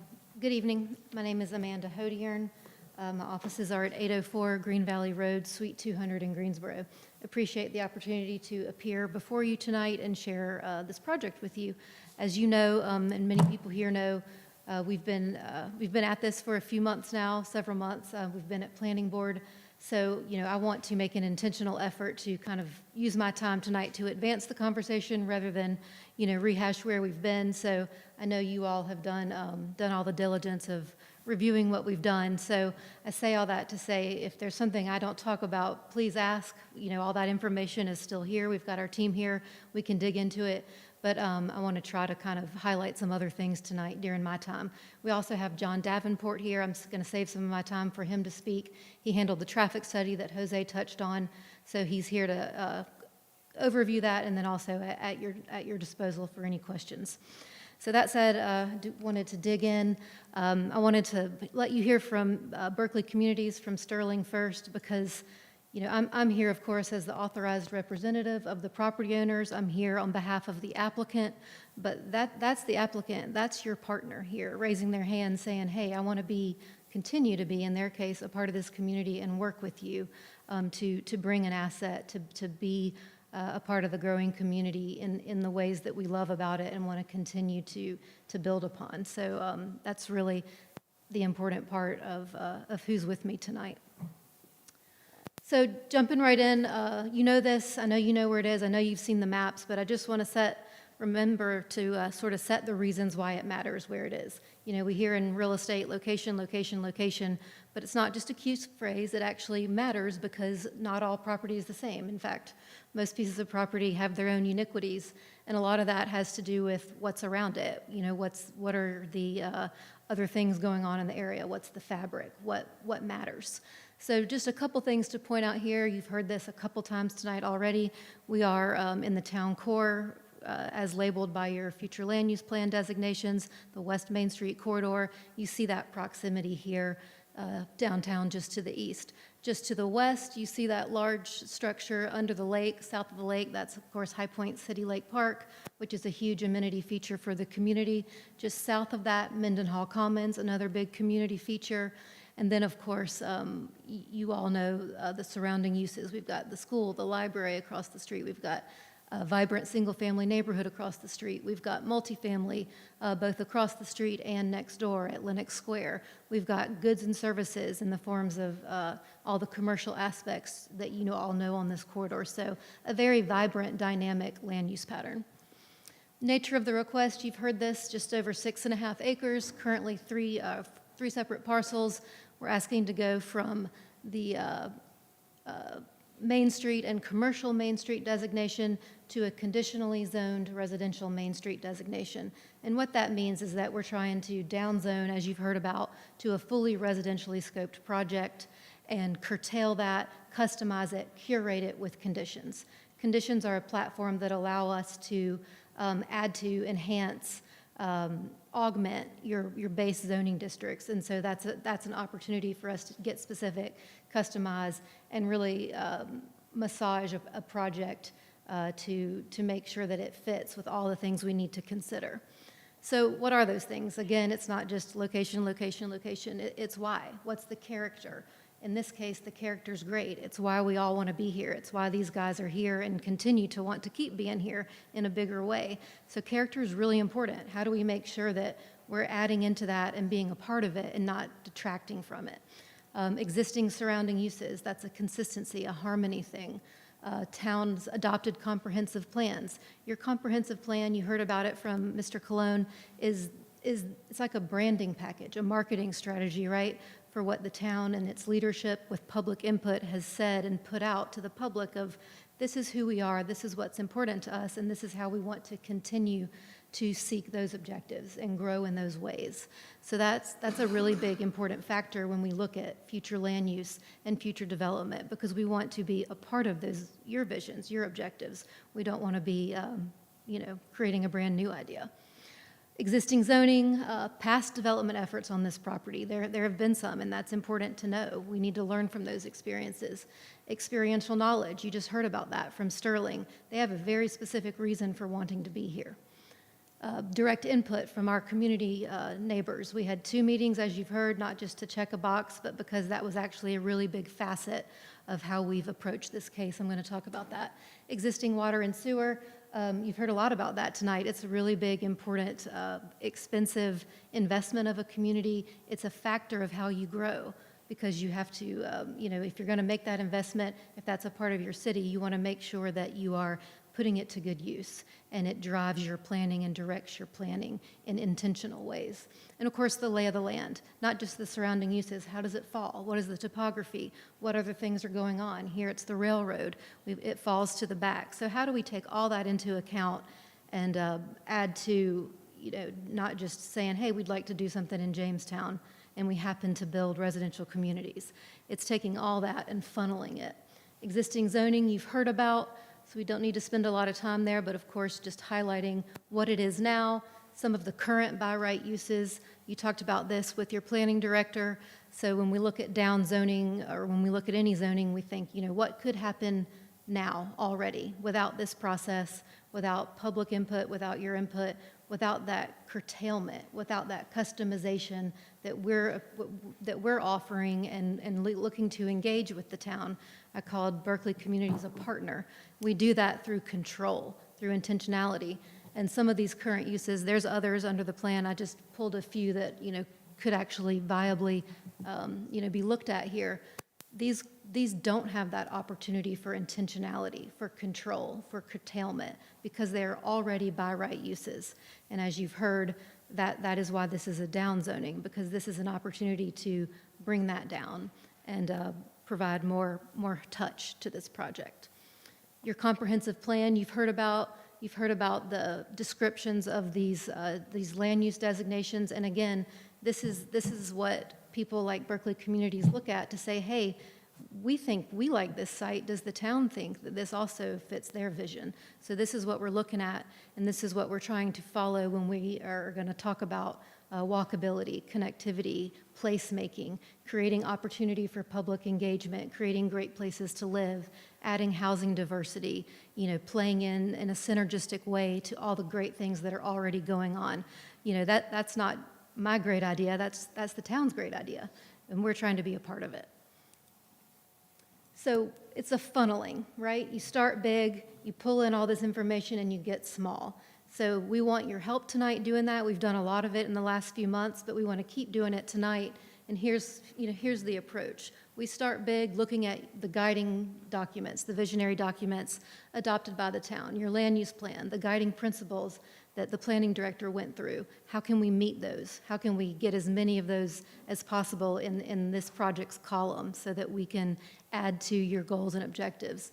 Your comprehensive bicycle and pedestrian plan. What are the missing pieces that we could fill in for that? How do we help create those loops and those walkable places that you as a town have already identified? So from there, we look at, okay, let's look at just some common planning principles like land use pattern. Let's look at where the utility investment has gone. Are we playing into those key features of land use planning that city planners look at? It's a science, it's a methodology. Are we comporting with those principles? Then we look at, okay, we want to be sensitive to and aware of context, not just ours, but the whole communities. So we brought in community input, and we said we want this to be a design-led project, meaning we know what land use we want to explore, but we want to let design drive how it evolves, rather than saying, this is how many it has to be, this is what the footprint has to be, make it fit. No, we said we think a residential community could work here. Let's see if the design can bolster that in ways that achieve these other things. And then from there, we said, okay, we like where this is going. How do we make it stick? We do that with conditional zoning and by studying it through a traffic study, which is a very detailed piece of data-driven part of the process to make sure that the aspects that we've gotten to through principles and policy and design can actually function safely. So timeline, just a quick purview. We can come back to this as needed. Submitted back in September, just to get a starting point, because again, we knew we wanted to explore a residential community. Have had 2 public meetings to refine that, resubmitted a revised plan based on that input, been to planning board in November, again in January, and then of course are here before you tonight. So I lay all that out to highlight that this is an evolution. The process has evolved. This is what we submitted back in September, just to show you, that's not what it looks like now. We only had 5 conditions back then. We had a maximum of 160 units. So, we've come a long way since then. So just a reminder of how the evolution works and how we want to keep that going. These are the plans we worked with at our second community meeting. It was a reactionary charrette. These were built by Stimmel, laid out by Stimmel Design, in reaction to all the feedback we got at our first meeting. We brought all that back to the table. We said, here's what we heard. Here are a few manifestations of what we heard. What do you like? People walked around. You saw a picture. Put stickers on what they liked. Put X's on what they didn't like. So we brought all that together and created the rezoning sketch plan that is before you now, and that we resubmitted in October. It, of course, came with the 13 conditions, a 14th added by staff, which is another piece of evidence towards this evolution and how this works, how it's a partnership through all these pieces of input. This narrative, these verbal narrative conditions, is how we deliver the vision that we've all talked about, that the community helped us put together. We want to make sure that it's not just a pretty picture, but that it actually comes through, that your staff has something to check against if this gets to move forward, to make sure we're delivering, what we heard and what that design-led process brought forward. So we've talked about, that was a kind of 1D, if you will, look, but we've looked also, you've seen some of these pictures for the last months, what would that look like in space? So these are just some graphics that you've seen, because this is what we pulled. These are examples of the manor style, hidden density type of buildings that were talked about. This is kind of in the vein of the inspiration and feedback we heard. But, this is not the only way it could look, right? This is just some examples we found. These are frankly a bit maybe Savannah, Charleston. So we wanted to explore another way it could look. So this is a different rendering. What you see here is the same layout. It's that same sketch plan layout that we're working with. But here you see we've really tried to lean more into the farmhouse. What attributes are we pulling from the Fraser house? And we're trying to really explore more, other ways that we can achieve those aspects that you see in the conditions, but that look more like the Jamestown vernacular. So this is a thought exercise. I want to come back to this later. We've got it on easels. I want you to be able to hear from John Davenport. But this is here tonight to invite us to keep refining. You've seen that evolution. You've seen that funneling. We want to keep going. Are there conditions number 15, 16, and 17 that say, hey, no stone on the front, or yes, stone on the front? Or does it say the 3 buildings should be all different colors? Does it say all buildings should be the same color? Let's think of this as the skeleton, if you will, and we can talk about, and do the conditions need to reflect, some details about the skin or the clothes that these could put on, to keep funneling this down and curtailing and narrowing and customizing to meet all the goals and attributes that you as a town have laid out for yourself, that the community has weighed in and says is important to them, and that achieves that character and that feel of Jamestown that's so important to you. It's important to others who live here, and it's the reason that Berkeley wants to be your partner and keep being here. So these are here for us to, I hope, to work on later and to get more feedback and continue to think, okay, how can we put a fine point on making this a project that is that asset type of project that you heard Sterling speak about. So I'm going to pause there for John to talk about the traffic study, but I'm here to dive more into any of the particulars.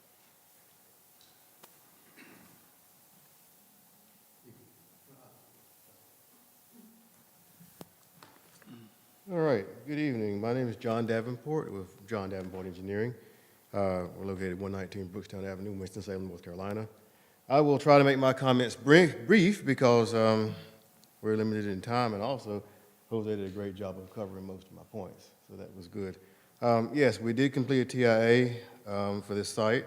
It was conducted according to NCDOT and Town of Jamestown standards. So that's important for folks to know that we don't just come up with our own numbers. We work with the town and with the NCDOT, and these standards are standards that are utilized throughout the state.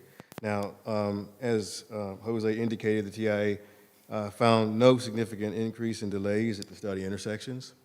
That's important because that's one of the things that we look for. Are we going to be creating a problem at the intersections? And I'm going to come back to that in just a moment. We did look at 3 peaks. Most of the time we look at the AM and the PM. We added dismissal, which was during a school time. One thing to be noted is that even though we added dismissal, the peak times for this typical land use are only in the AM and the PM. And so during dismissal and PM, we're not generating our peak traffic. So that's an important point also. Number 4, well, actually, I did number 4. Number 5, we have 2 site accesses, which distributes the traffic. One, as we said, one main access off Lenox, and then the other access off of West Main. One thing to note about that also, even though we did this trip generation, we did not take a reduction for pedestrians and this is a walkable type land use, and that's important to note, but we did not take a reduction. So even though we conducted this study, it's a very conservative finding. One other point that's important is West Main Street, the reduction in traffic. So since 2003, you had about 14,000 vehicles a day. We're about half of that now. So that's important because the traffic is trending downward on that facility because of the bypass being opened, of course. But that's an important thing to note because people talk about traffic. And so the final thing, people say, you may hear someone say, well, we don't want any more traffic. It doesn't make any difference. We don't want any more traffic. Well, the point that Jose made and others is that this, by right, people can develop this site. So we looked at one of the land uses, which was on that list, which was a gas station, convenience store, generates 4 times the number of trips, almost, that this site would generate by right. And so the thing that we have to look at in terms of traffic is not rezoning this does not mean that you're not going to have any traffic. It just means you're not going to have any control over what the traffic is that impacts on that site, potentially. So I think that's important for us to take a note of, is that, people can have problems with traffic, but in this case, you don't have a traffic problem. So I'll be here for any further questions you may have. Thank you. Thank you. Thank you.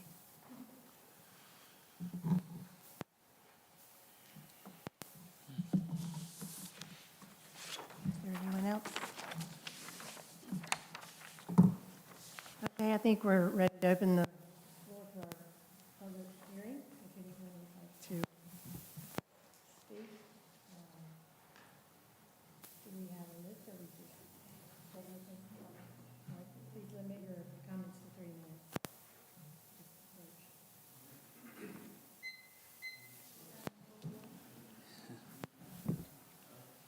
Hi, everyone. My name is Victoria Delgado. I have to say this is my first time doing this, but I felt really passionate about this, so I wanted to come in and speak. I've been a Jamestown resident of about 5 years, North Carolina resident of about 6 years.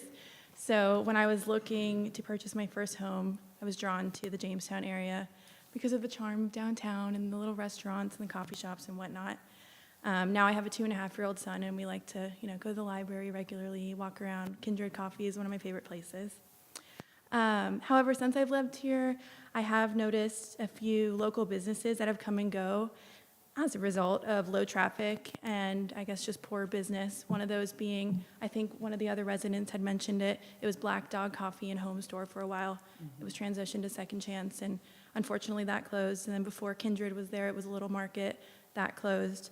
And I loved both of those places. So when I saw this on the agenda, I wanted to come in and just, share my thought that I think a sophisticated new development, something like this, especially for, people in my age range, young families, stuff like that, in downtown could significantly impact the local businesses that we have currently in downtown Jamestown, but also open the door for more that maybe young families are interested in. And I think that's really important. And I think that a development, for what they're proposing here, not only opens the door for local businesses, but also adds to the charm of downtown. Because like I said, we all love it, right? I love it so much, and I'm really proud to be a Jamestown resident. So I just wanted to make my point heard. I think this is a great addition, and a great addition near the library as well, where we all like to stroll. So thank you so much. Thank you.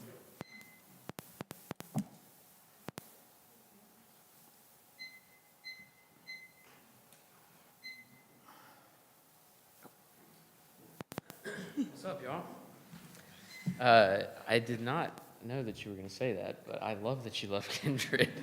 I just wanted to express my support for this as well. Similar note, as a business owner. I'm sorry, could you state your name? Greg Pittman, Greg Pittman, Kindred Coffee, right here in Jamestown. yeah, as a business owner, you know, the only way we can improve business and grow the community, the business community, is having more residents. You know, residential has to lead commercial here. And that's, like everybody's noticed, there's been a revolving door for businesses here on Main Street. And the only way we can solve that is to put in a very thoughtful and intentional use for residents. And I think that this plan is all of that and more. It shows a deep commitment to our town and our community. It's a family business. They've already invested here, and we've seen what they've done with the Courtyard Commons, you know, turning around a property that was an eyesore and falling apart.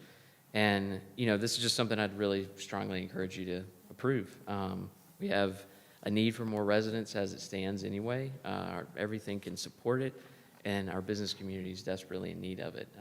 And the only way to attract people in is to have space for them. So, yeah, I appreciate your consideration, and I appreciate you guys looking at Jamestown and investing in our community. Thank you. Thanks, Greg.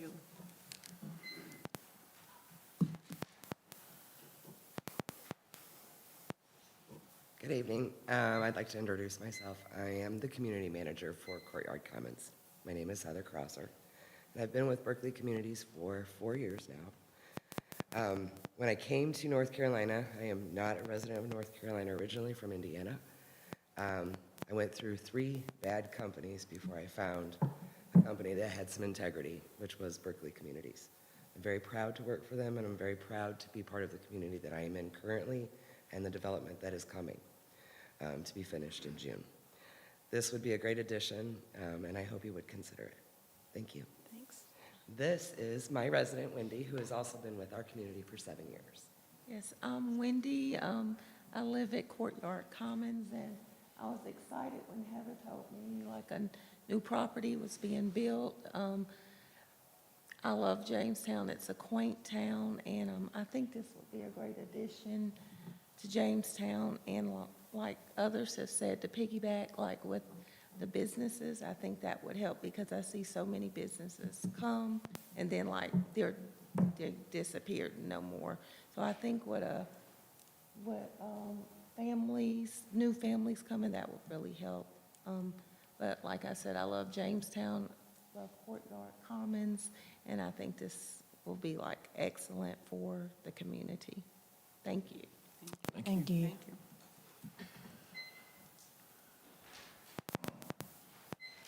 Been sitting a long time. Hi, everybody. I'm John Capes. Full disclosure, I currently sit as the vice chair on the planning board. I've lived here 23 years. Roughly about 14 of those I have served either in a planning board capacity, council capacity, or some capacity that serves Jamestown. I'm a big believer in the town.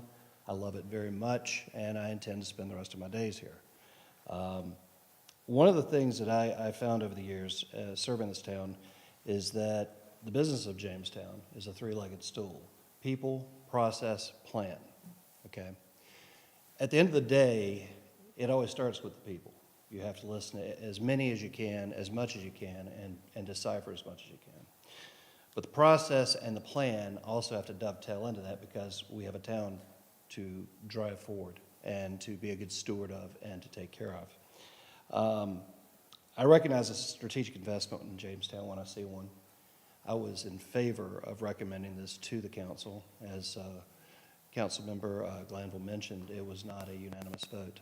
I felt very strongly that this is something that is both well-prepared, well thought out, and makes all the sense in the world to benefit not only Jamestown proper, but the businesses in Jamestown, which every single business that I've gone around and talked to, no, I'm not running for office, I'm just a social animal, but everyone that I talked to said point blank, traffic is down.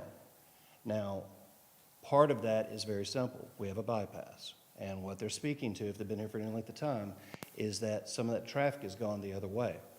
The problem with that, of course, is that how do we fix that? This is a great solution. I remember being involved early on. There was resistance to anything coming into what was basically, you know, a dumpster fire before it became Courtyard Commons. Basically Sterling Kelly and his company came in, made a very thoughtful presentation that was very conducive toward the community and towards the people in it, that provided something that was going to be positive moving forward.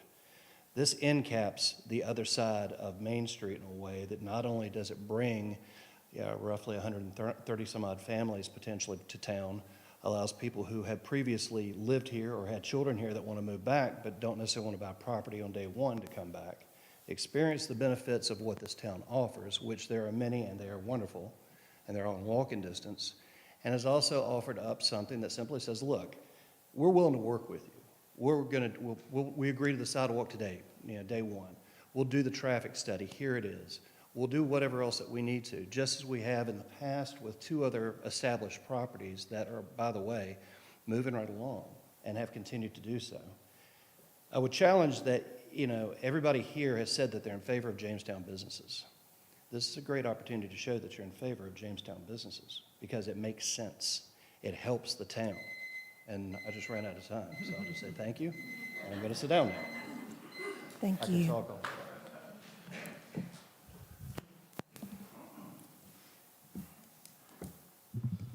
Well, I'm going to be the naysayer here. Robert Garland, first of all, these gentlemen are wonderful. They have created a wonderful plan. I would also like to mention that I am also on the planning board and was one of the ones who voted against this plan.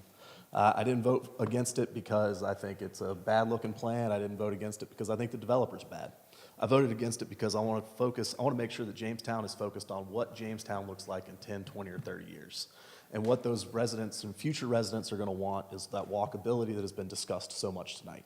And one of the things that I mentioned several times was a multi-use or a vertical multi-use, which I brought to you guys back in January and said that is an ordinance that we should pass because I think that is what the future towns are going to be looking like, which is one of the driving factors of why I voted against this plan is because I just don't feel that it fits that future use in regards to what downtown Jamestown should really look like. One of my visions for Jamestown, especially in this area where you have the 2 different zoned places, where you have Town Center and West Main Street, that's the exit of the town. And what should that look like? Should that be 138 apartments? In my opinion, no, it shouldn't. It should be something that's going to be a mixed use with commercial space, restaurant space, things along those lines underneath it, with residential above it. I'm not sitting here saying that we should have any more residential. As a business owner here as well, I would be more than happy to welcome more residents in Jamestown that could come to my business as well. I think we just need to be strategic in how we're bringing in those residents and what those residents are going to be looking for in 10, 20, or 30 years. And I just don't see that this plan fits what that vision is going to be and what those desires are going to be. Thank you very much. Thank you.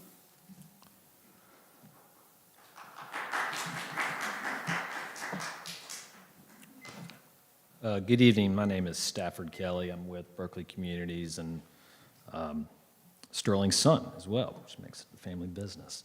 I wanted to present 2 statements that were written by folks who couldn't make it tonight, have in record.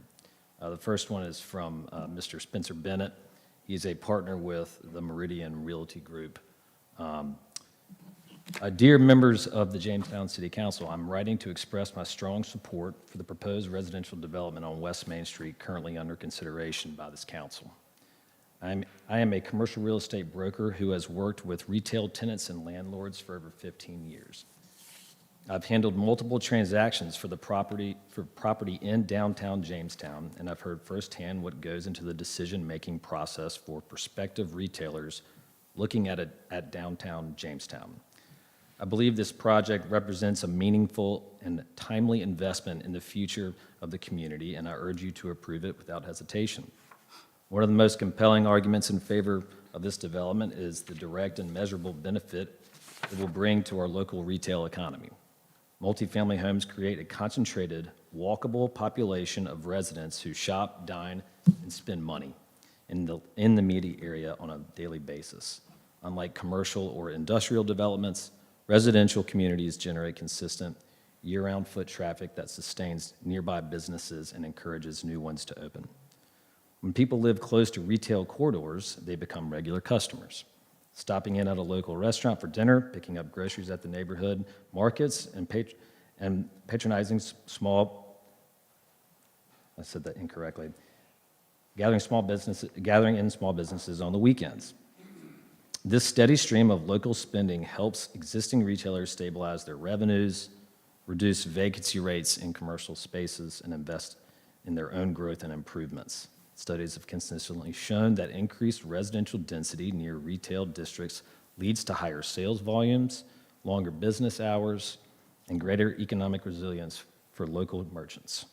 Furthermore, a new multifamily community will attract a diverse mix of residents, young professionals, families, and retirees, each with distinct spending habits that collectively broaden the customer base for all surrounding businesses. This diversity strengthens the overall retail ecosystem and reduces the risk of over-reliance on any single demographic or season. Beyond retail, the ripple effects of this development will be felt across the broader economy. New residents pay local taxes, support municipal services, and contribute to the vitality of our schools, parks, and infrastructure. The construction phase alone will create jobs and bring spending into the local economy before a single resident moves in. Jamestown has an opportunity here to grow thoughtfully and strategically. Providing this development is not simply a vote for housing, it is a vote for stronger local business, a more vibrant downtown, and a prosperous community for all residents. I respectfully urge the council. Thank you.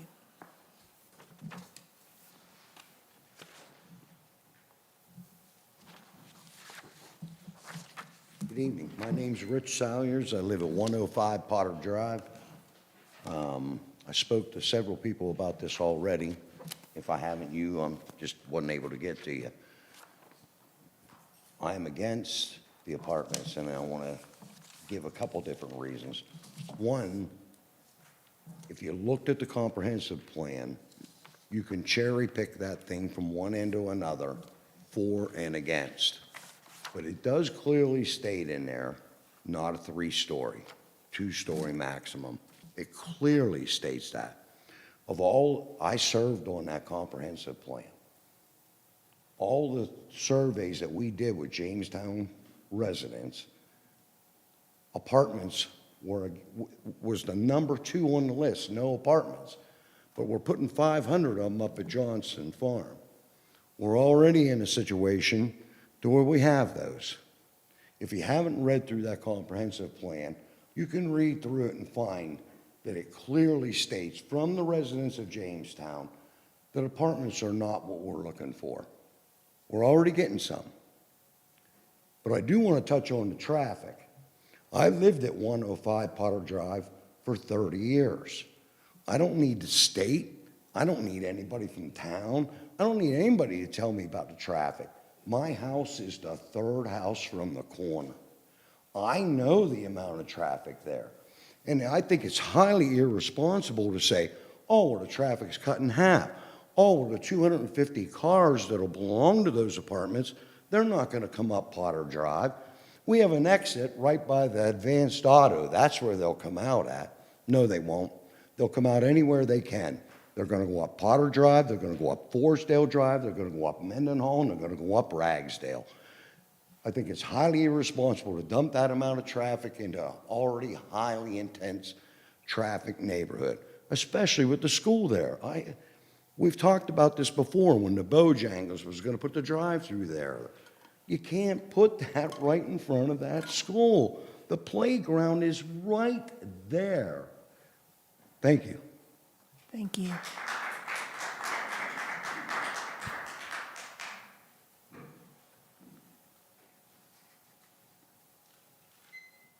Good evening, Mayor and Town Council. I'm Stan Calvarese, and I live at 103 Forestdale Drive. And my wife and I have been there for 20 years, and we've been retired for 5 years. And we walk around the neighborhood and talk to neighbors. And as we meet neighbors in the neighborhood down Forestdale Drive and Potter Drive, we see that the ones I've talked to are all against the rezoning, and me too. And so I agree with them that I'm 100% against this rezoning for many reasons. And I appreciate everybody that has spoken tonight. They have a lot of good points. But as on 103 Forestdale, I see the property that's in question, and I look in the future to see how it would look and I see beautiful buildings. But I also see some problems with it.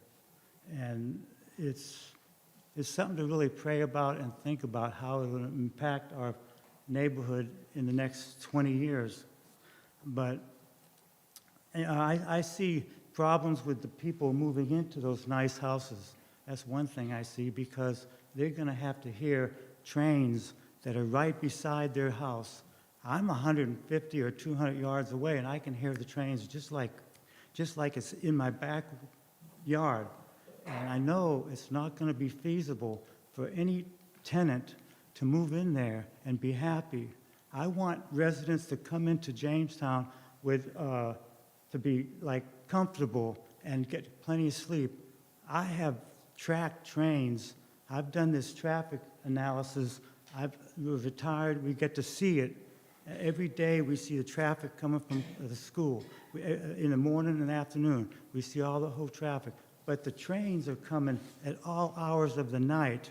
I have seen trains, loud trains, 3 in a row in a 5-minute period. Approximately 20 trains at least come through Jamestown every day, and they're going to impact every one of those people that are living there. I want people that come to this area to be happy and to really, enjoy Jamestown. They're not going to enjoy it when there's trains coming by. It's not going to be feasible for them. They're not going to like it. I want to attract, it's just a bad location is what the problem is. And so I'm 100% against it, and the planning board recommended that they're 100% against it. So I recommend that you be 100% against it too. Thank you very much. Thank you. There's much more I could say.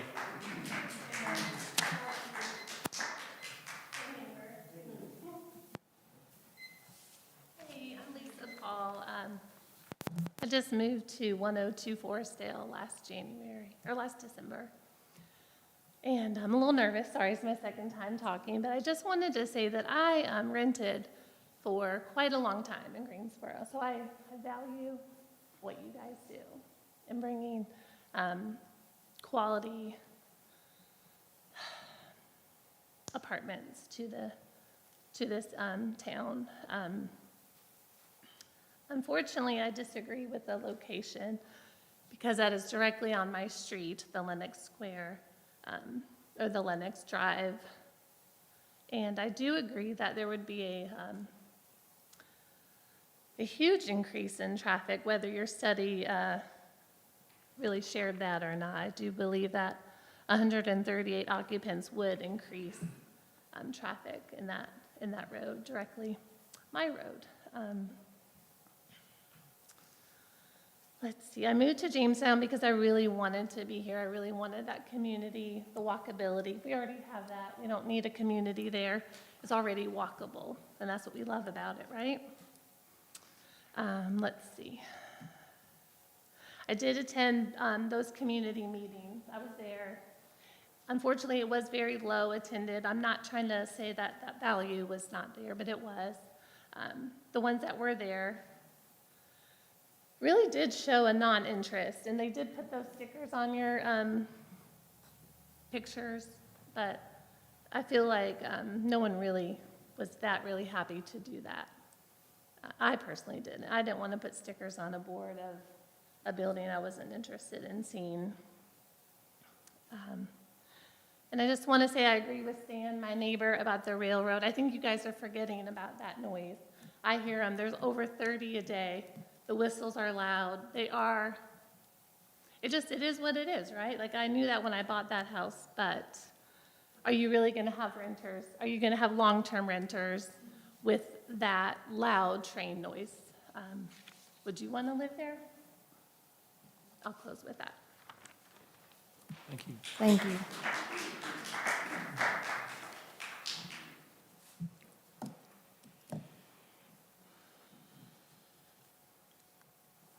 Anyone else? Okay. Thank you all for speaking. I know that takes a lot to do. Okay, at this time, we'll open up the hearing to, or the floor to council for discussion. Since you're looking at me, okay. I too think that Berkeley has done a fabulous job, and I do like the look of the newer version. But I'm going to oppose based on my concerns around 3 words, and that's cumulative, infrastructure, and sustainability. We currently have 4 developments, one being very significant, council. My concern is making sure that we see these new developments that we have right now going on, that we are able to be prepared for additional services, growth, and making sure that what we have right now, these 4 communities, that they are manageable. I know that everyone has talked about Kinsley, and the biggest one, but no one's really focused on the other growth and development that we have going on, council. So outside, and of course, and I will say I'm also in favor of what the planning board recommended. But if it wasn't, honestly, the current developments that we have going on right now, I'd definitely be for this community. So based on,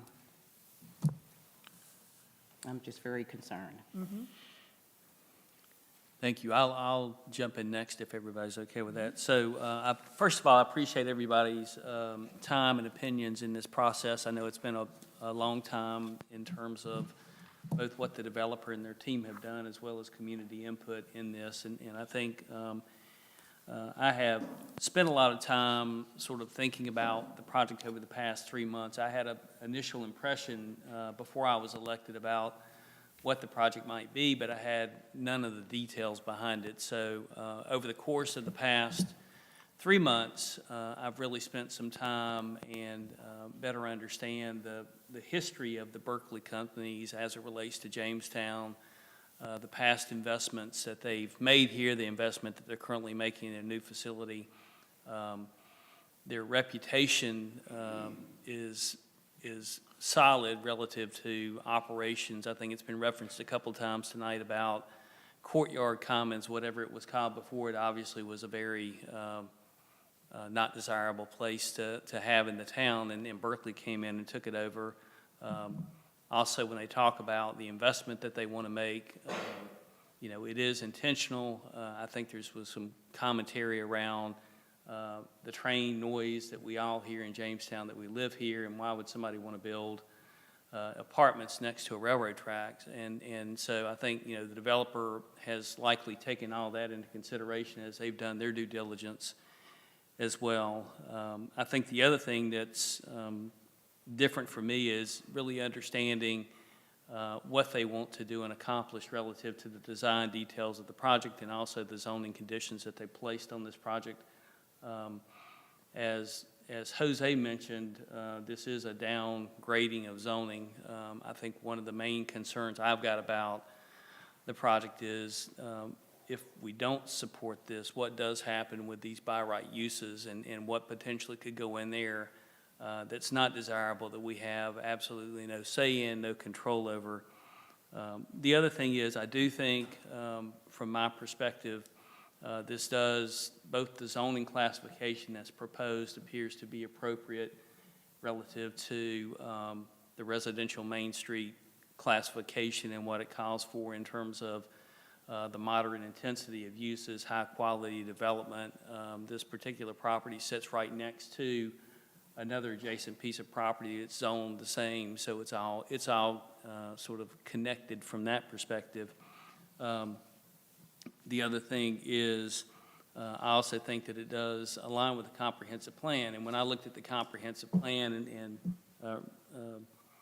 Rich was right, there's a lot to that. That's a thick document, lots of information in there.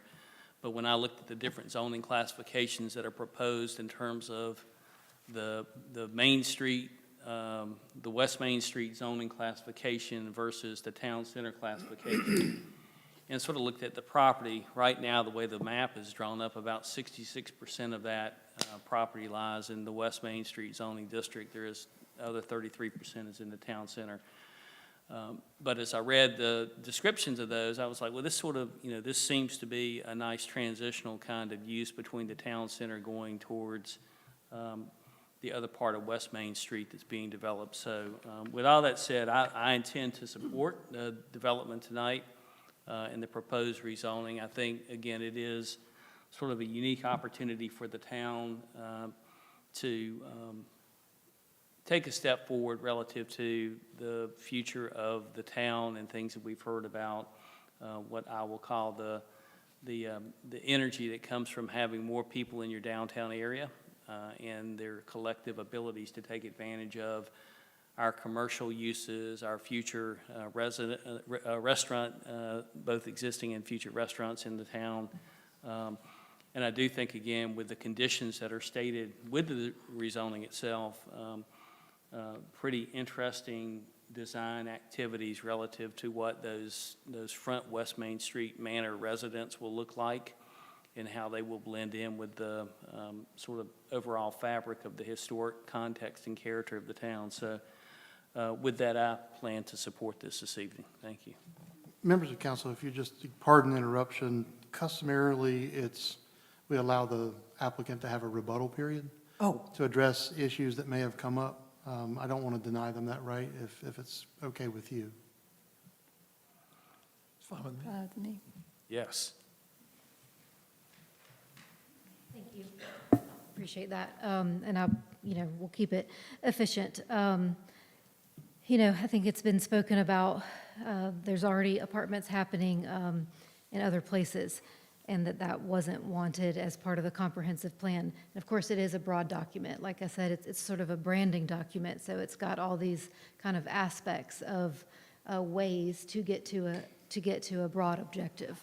And so we have to sort of look at that in terms of, how can we be more like each of these things and enough of these things to, to create a cumulative effect that moves in that direction. So while we are trying to do that, I think we have to be careful to not look at development, as a zero-sum game and against each other in as we do that. So what I mean by that is, let's think about how this project can offer other aspects to the goals and objectives of Jamestown, to the character of Jamestown that are not met by the other projects, and that can be furthered, and that there's an opportunity here for this project. So, we heard downtown's already walkable. We don't need this. Well, yes, we're not saying you can't go out and walk right now in downtown Jamestown, but we have a gap in the sidewalk. You can't walk from, this town hall building over to City Lake Park or to the Walgreens to, get a beverage. This will fill in that pretty brick sidewalk aesthetically and functionally. You can't cross from the neighborhood, the single-family neighborhood on the north side of the street to the south side of the street at a crosswalk. Our conditions add that. We've said, hey, we'll be that piece. So again, looking at development as an opportunity to grab as many pieces, and we can call it cherry picking, or we can call it, hey, what about this can we do something about? And so that's what this project and these conditions are trying to do, and trying to create a way that they, of their own accord, and not as, as in comparison to other projects, further those goals. Yes, there's a train nearby. Of course, we're aware of that. We have tons and tons of data across the triad where apartments are near train tracks that are very active. I lived near one myself in Greensboro for 10 years. And I think that's a subjective thing that we have to account for, is not a universally fatal flaw to residential or multifamily. Also, this is a commercial building code, so the building materials, the window requirements will help account for mitigating that. Let's see, the traffic comments. I do just want to continue to emphasize that John Davenport is here to address that in a specific way. We're not saying there's no increase in traffic. We're saying that the data is there and has been measured and accounted for to ensure that it is not a dysfunctional, dangerous, or concerning impact from that increase in traffic. So is it increased? Yes, but how is it dispersed? How is it handled? Where is it increased? What is the capacity? Where is it going to go? So those are all very specified things in a traffic study that are looked at in a specified way that John can talk to you about if you'd like to dig into any of those details. I think that, I think that about covers everything I wanted to say, but if any of my colleagues have any items they wanted to address, or if you have questions, we're happy to help with that. Thank you. Thanks. Sure, I can go next. So many of you know I've been kind of like John Caves. I have been involved either in the planning board or the town council now since 2011. So I have seen a lot of development proposals come by Jamestown. And what I've seen is that I've never seen another developer who wants to be so collaborative in the process with Jamestown. And I honestly think that's an opportunity for us. I mean, I've never heard of a developer saying, give us more conditions, we will take more conditions. So that's just, this is, from what I've seen, this is a very high-quality developer. They have a track record in our community. The other things that I think about is that these properties have been vacant for a very long time. There's lots of uses that can go on them now. And we could think, oh, well, maybe they're probably not. If they haven't been developed now, they won't be. I can speak from experience just in my own neighborhood, right next door, Matthew remembers this quite well, that we had a vacant lot next door for 40 years. It was vacant, and everyone thought it couldn't be built on. And then guess what? Someone bought it and built a house that was twice the size of ours on it, and there you had it. So these things can come very quickly without us having any say in what goes there. One of the lots right now actually is zoned for a drive-through restaurant. So that could pop up with us having no input whatsoever to that. Now, will that happen? I don't know. Probably not. It hasn't yet, but I'm just thinking, because I too think about the 10, 15 years, what do people want to see?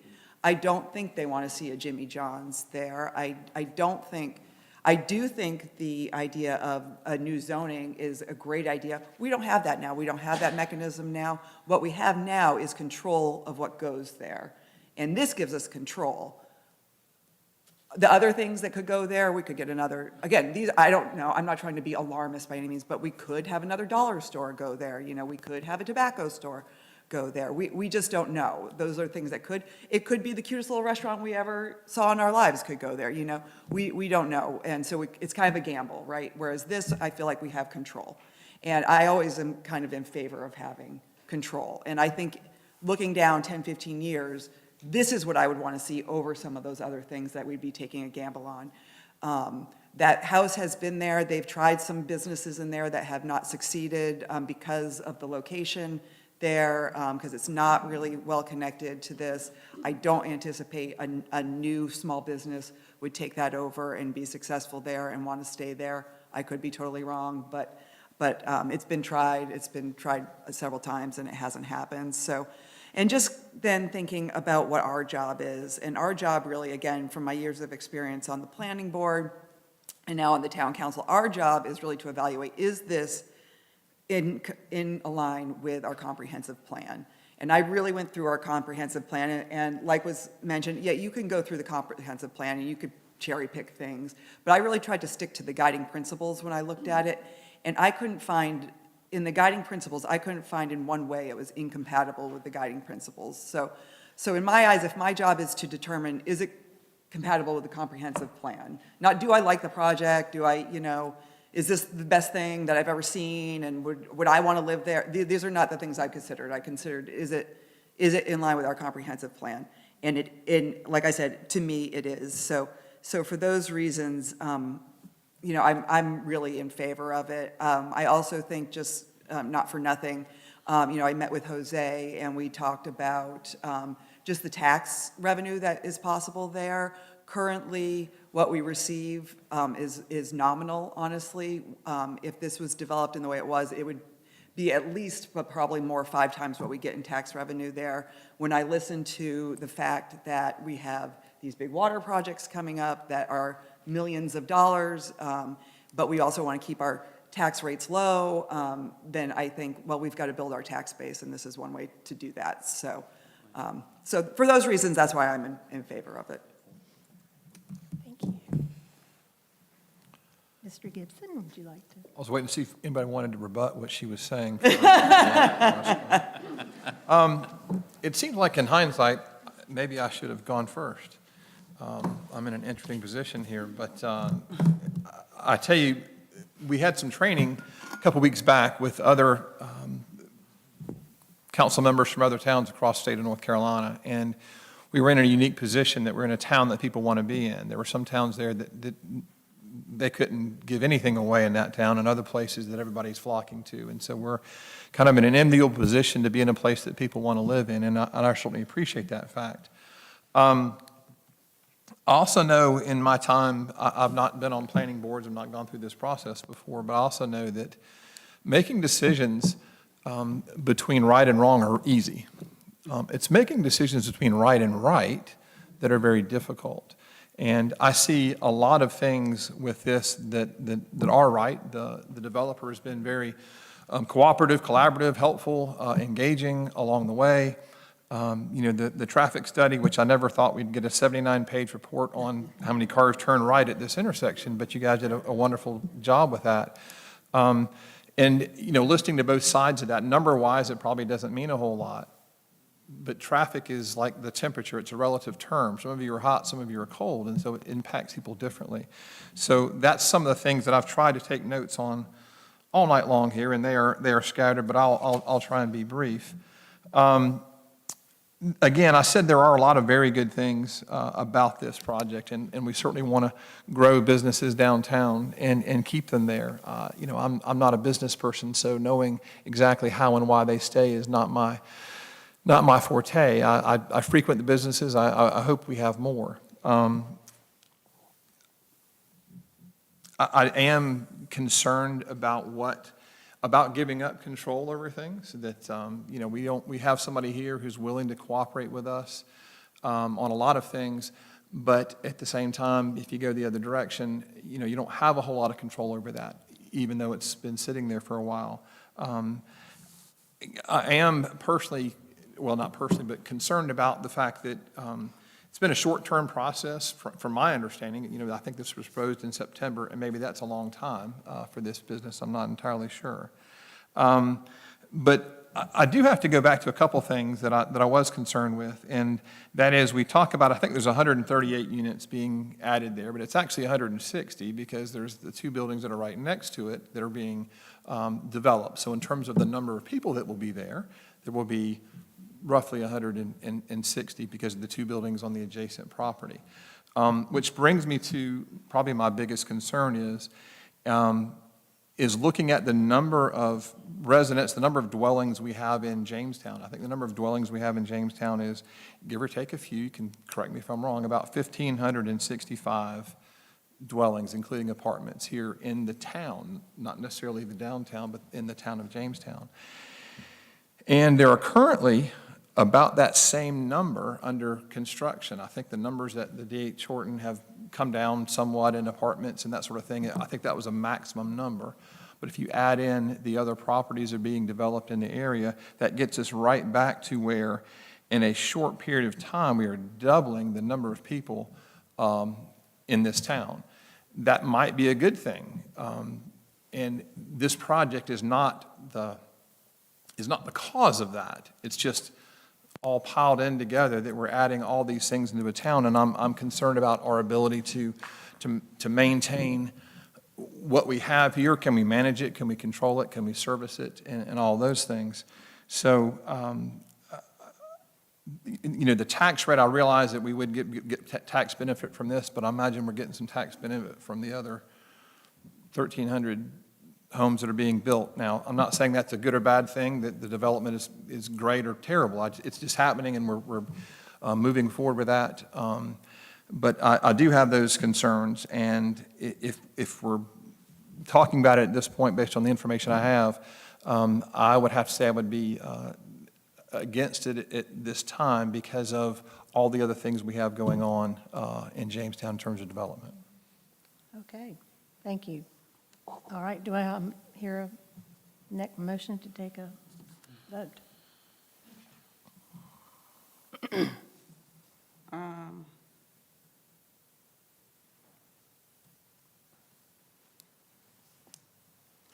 I make a motion to approve or deny the rezoning request for properties located at 207, 209, 301 West Main Street from Main Street, and the property located at 305 West Main Street from the conditional Main Street traditional to conditional zoning residential, Main Street transitional.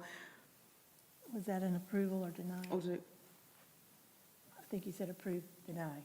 Oh, no, I make a, did I say both of them? Yeah. Deny, To deny. to deny. Is there a second? Second. Okay, roll call?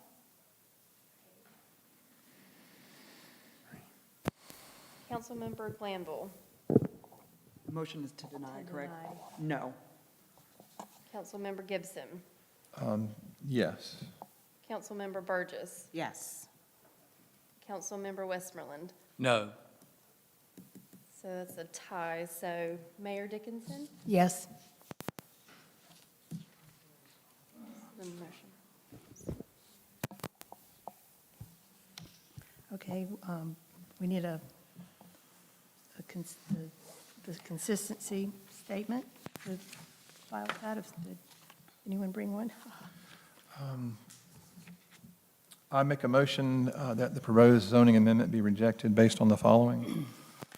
The proposed zoning amendment is not consistent with the adopted comprehensive plan of the town of Jamestown because it does not sufficiently align with the development pattern and intensity envisioned for this portion of West Main Street. The board further finds the proposed zoning amendment is not reasonable because the scale and intensity of the development may not be compatible with surrounding uses or supportive of the area's existing character.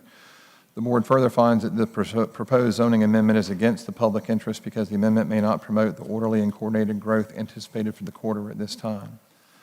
The board further finds that this proposed zoning amendment is against the public interest due to operational constraints and inconsistency with present infrastructure capacity. Do I have a second? Second. All in favor? Aye. Aye, or I guess, No. No. Aye. well, I can't vote on that, so I think you maybe, or I can't call this. It was, yes, aye. Passes. Okay, thank you. All right, next, we're going to hear from Paul Blanchard about the East Main Street side path.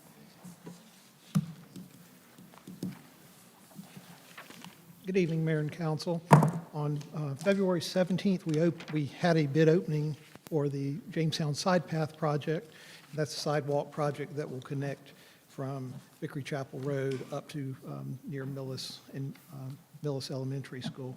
And it will close a nice loop around this portion of town. It was a rebid because on the first attempt earlier, we did not have 3 bids. Being rebid, we could open, we had 1 bid. It was from Atlantic Contracting Company Incorporated in the amount of $1,791,501. It compared pretty closely to the project estimate, which was $1,769,000. And this is a multimodal transportation project being a side path, and it was improved in the 2025-26 capital improvement projects list. Any questions I could answer? I make a motion to approve. Oh, I wanted to make the motion. I've been the most excited about this project. I'll second it. You go ahead. Go ahead. Councilmember, that's me. I make the motion to award the contract for the construction of the East Main Street Side Path project to the lowest responsible bidder, Atlantic Contracting Company Incorporated, in the amount of let me rephrase that, $1,791,501, and to allow the town manager, assistant town manager, and finance director to execute the contract. Do I hear a second? Second. All in favor? Aye. Okay, there you Thank got you your very sidewalk. Let's see, and we do have time, another public comment session, if anyone signed up or has anything to Yes, say. Cookie Billings.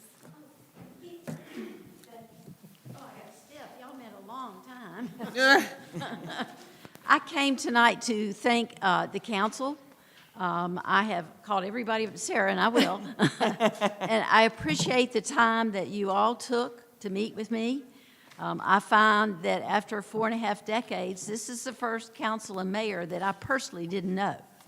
So I wanted to make an effort to get to do that. And I appreciate, again, what you do. As I mentioned to all of you, I think culture is set from the top down. I have enjoyed this meeting. One thing I always know is that if two people think alike all the time, one of them's not thinking. So you will have those opportunities where there is a disagreement, but I have been pleasantly surprised by the demeanor and the professionalism of the council, and I do appreciate that. And I know you have to take patience to listen to all of us in the background, and I appreciate that. And you did a good job of maintaining interest and taking their name and get back to you later. But it is comment, not questions, so they don't know that yet, but it's not a question. So let the comments go, let them fall on the floor, but you've heard them, you've paid attention, and you've got their names to go back and address something later, at a later time. But I just want to say thank you, and you do get people who come to a public hearing that don't always know the protocols and how to operate and not interrupt your meeting with a question. But it happens. But I think you handled it very well. And just my thanks to all of you. I appreciate that. And encourage you to keep your demeanor together and your happiness together. That's what the town's all about. Thank you. Thank you Thank very you. much. Thanks, Cookie. That's great. All righty, and so if there's no one else, then we are going to go into closed session if someone would like to make a motion to do so. You want to do another one? You go ahead, Jim. I was really excited about that one. I make a motion that we go into closed session per GS 143-318 to discuss personal matter. Second? All in favor? Aye. Aye. Okay, we're going.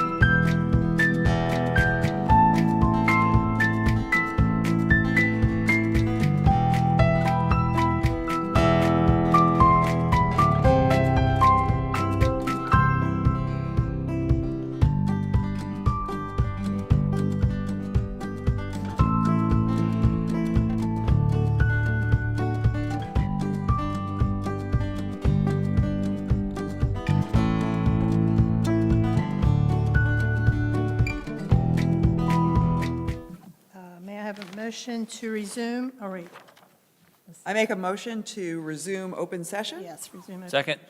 All in favor? Aye. Make a motion to adjourn? Second. All in favor? Aye. Thank you.